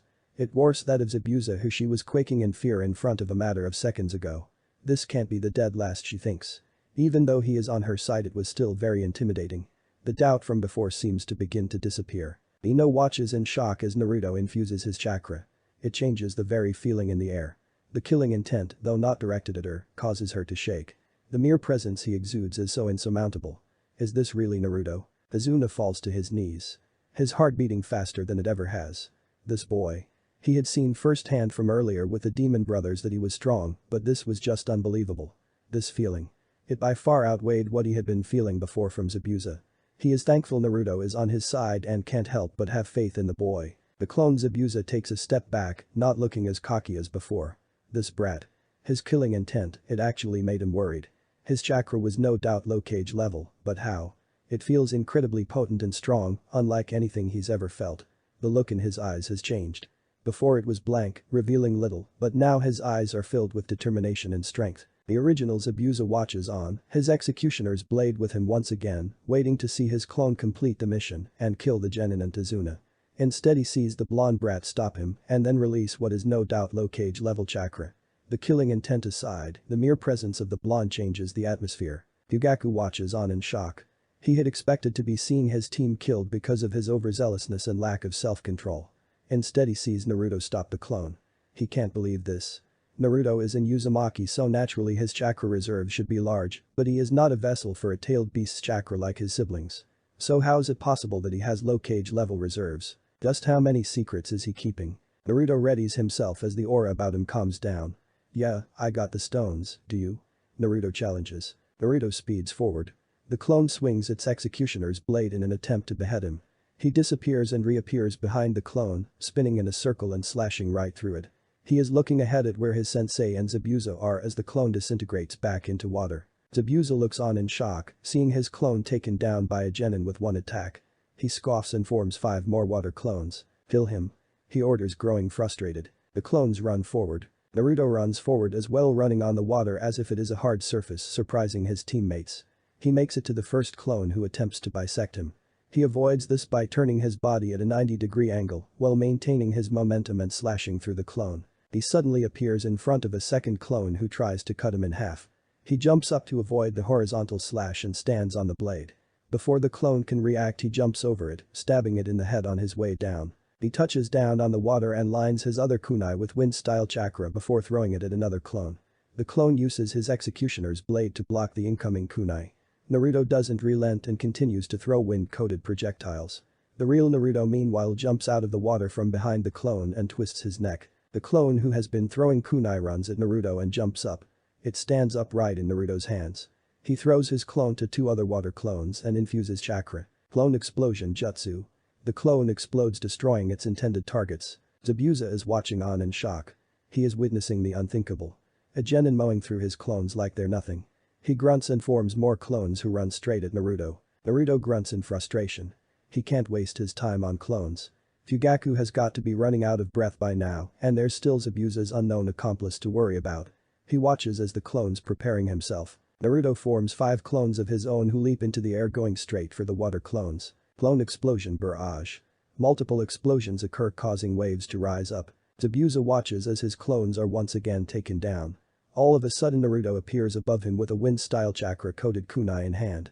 He throws it down, sending it right at Zabuza's arm that is maintaining the water prison jutsu. Zabuza curses. His arm will be useless if that kunai hits him. He jumps out of the way, releasing the water prison jutsu, causing Fugaku to fall back into the water. He gasps and wheezes, savoring the first few breaths he's taken in what feels like ages. Naruto sighs in relief at seeing his sensei freed. He doesn't allow himself to relax though as Zabuza charges at him, his executioner's blade in hand. Naruto whips out 2 kunai in reverse grip, 1 in each hand. He runs forward and the 2 meet, a clang and sparks flying being the result. Naruto struggles a bit, what with Zabuza being serious now, but he doesn't relent. The 2 jump away from one another. Zabuza runs at Naruto once again and moves to cut the boy in half with a diagonal slash. Naruto moves back, avoiding the full brunt, but not a cut to the shoulder. Zabuza lifts his blade into the air and brings it down, intent on bisecting his opponent. Naruto once again stops the blade with both his kunai. Zabuza tries to force his blade down, while Naruto pushes up, trying to oppose this force. Zabuza takes advantage of the opening presented and sends a kick right to the blonde's midsection, sending the boy flying. Naruto uses his chakra to skid and roll across the surface of the water. Okay, that's enough of this. Time to do what I'm getting paid for, Zabuza says, inwardly weaving through a set of hand signs after placing his blade on his back, intent on crushing Naruto once and for all and turning his attention to the target. Water style. Water dragon jutsu. The dragon forms from the water surrounding him. It roars before laying its glowing yellow eyes on Naruto. It speeds forward intent on crushing him. Naruto gets up on his knees just in time to see it. He realizes he doesn't have enough time to dodge or weave hand signs for a jutsu to cancel it out. He summons his chakra and releases it in much the same way as before, wide aura and all. The power from this causes the water dragon to disintegrate, much to Zabuza's shock and chagrin. Naruto suddenly disappears and reappears next to Fugaku. Zabuza doesn't have much time to marvel at the boy's display as he whips around while weaving through a set of hand signs. Fire style. Majestic destroyer jutsu, shouts Fugaku. A large wall of fire emerges from his mouth and heads straight for Zabuza, who is finished preparing his jutsu. Water style. Water formation wall jutsu, he says. A wall of water forms and meets with Fugaku's fire. The two jutsu battle for supremacy for a few fleeting moments, and then Fugaku's jutsu overpowers Zabuza's, who is forced to jump out of the way of what was surely death by incineration. He doesn't, however, escape unscathed and suffers yet more burns. Zabuza gets up from the kneeling position he had adopted and looks up to find himself staring Fugaku dead in the eye. "Your mind," Fugaku utters as everything suddenly becomes a blur to the swordsman and it appears as if the world is spinning. He can't seem to move. Fugaku hits a pressure point in the swordsman's neck, rendering him paralyzed. He falls backwards into the water. The mist begins to subside. Fugaku draws a kunai as Naruto drops down next to him. He takes a step forward. "It seems you've underestimated me," he says, using the swordsman's words against him just as was done to him. "It's over," he declares. He is allowed to take no more than a step. Two senbon needles sail through the air and land in Zabuza's neck. He stops breathing. There is a poof of smoke and a masked figure appears. The mask she or he is wearing has a blue pattern on the edges. The symbol of the hidden mist is also clearly recognizable. Fugaku and Naruto's eyes narrow. "Hello," the figure days in a feminine voice. "And you are?" Fugaku asks. "I'm a hunter ninja of the hidden mist," the newcomer says. "I've been tracking Zabuza for months now. Thank you for presenting me with the opportunity to capture him. Now I can." "You can stop," Naruto interjects. "We've been waiting for you to show yourself." "We know you're Zabuza's accomplice," Naruto says, shocking the newcomer. "I see. Well, in that case," the newcomer flips out more senbon, preparing herself. Naruto steps forward only for Fugaku to place his hand on his shoulder, stopping him to the boy's surprise. "Let her go, Naruto. We don't know how strong she is," he says. Naruto stands down like he is ordered to do. The masked newcomer picks Zabuza up and disappears in a poof of smoke. Naruto and Fugaku walk back to the shore. "Well done, Naruto. Thank you for saving my life," Fugaku says, looking ahead. "Thank you, sensei, and don't mention it," Naruto responds. "Although you do have some explaining to do," he says. Naruto doesn't respond to this. They walk the rest of the way in silence. The two finally reach the shore where their comrades and client await. None speak. The three can only gawk at Naruto. Ino is in disbelief. She knew there was more to her blonde teammate than meets the eye, but what she'd just seen was ridiculous. He had fought the enemy with such power. It is unbelievable to her that this is really Menma's older brother. Satsuki is in disbelief. Naruto had taken on Zabuza and held his own. He had probably saved her dad's life too. She stares at the blonde, completely in awe of him. How strong is he? Azuna, lead the way. The longer we stay out here, the more risk there is of another run-in with more of Gato's hired hands, Fugaku orders. A while later, there it is, Azuna says, pointing to a house on the horizon. It is a two-story house which overlooks the ocean. They walk to the front and enter the house. "Tsunami, I'm home," Azuna shouts. Out of another room comes a woman with black hair with bangs that frame her face. As soon as she sees Azuna, she runs towards him and jumps on him, hugging him. "Father, you're back. You said you would only take 3 days to get back. Are you alright? Are you hurt anywhere?" Azuna chuckles. "I'm fine, Tsunami. Thanks to these four." "Tsunami, this is Fugaku, Satsuki, Naruto and Ino. They're the ninja who saved my life. Guys, this is my daughter Tsunami," he says, introducing them. "Thank you for protecting my father," she says with a somewhat happy and sad look on her face. Fugaku observes this. "Right, Tsunami?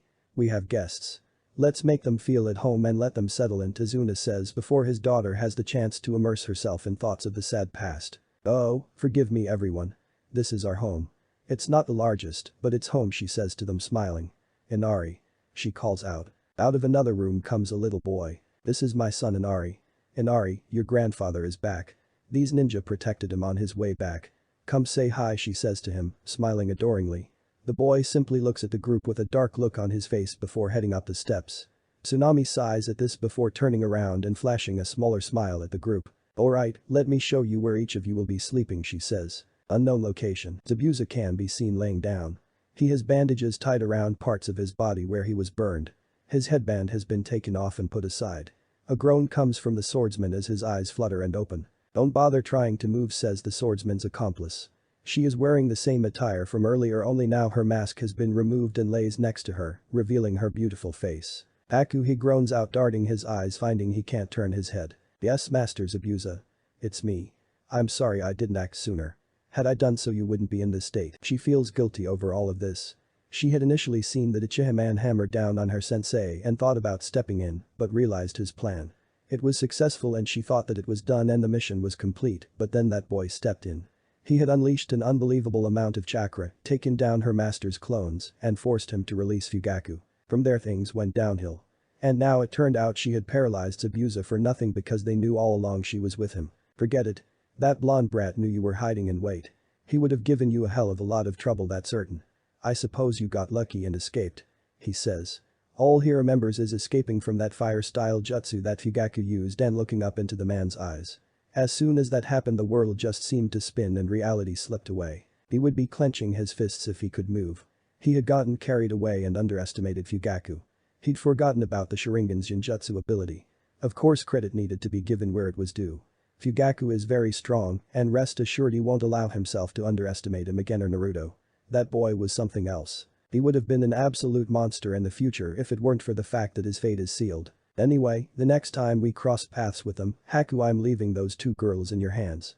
They shouldn't be any trouble for you, but as for Fugaku and that Naruto boy, both of their heads are mine. What if Naruto neglected by family would release, and thanks for watching my video till the end. If you enjoy this content, then do consider subscribing to my channel and leave a like if you guys need the next part, comment down, and thanks for watching the video and see you guys next video.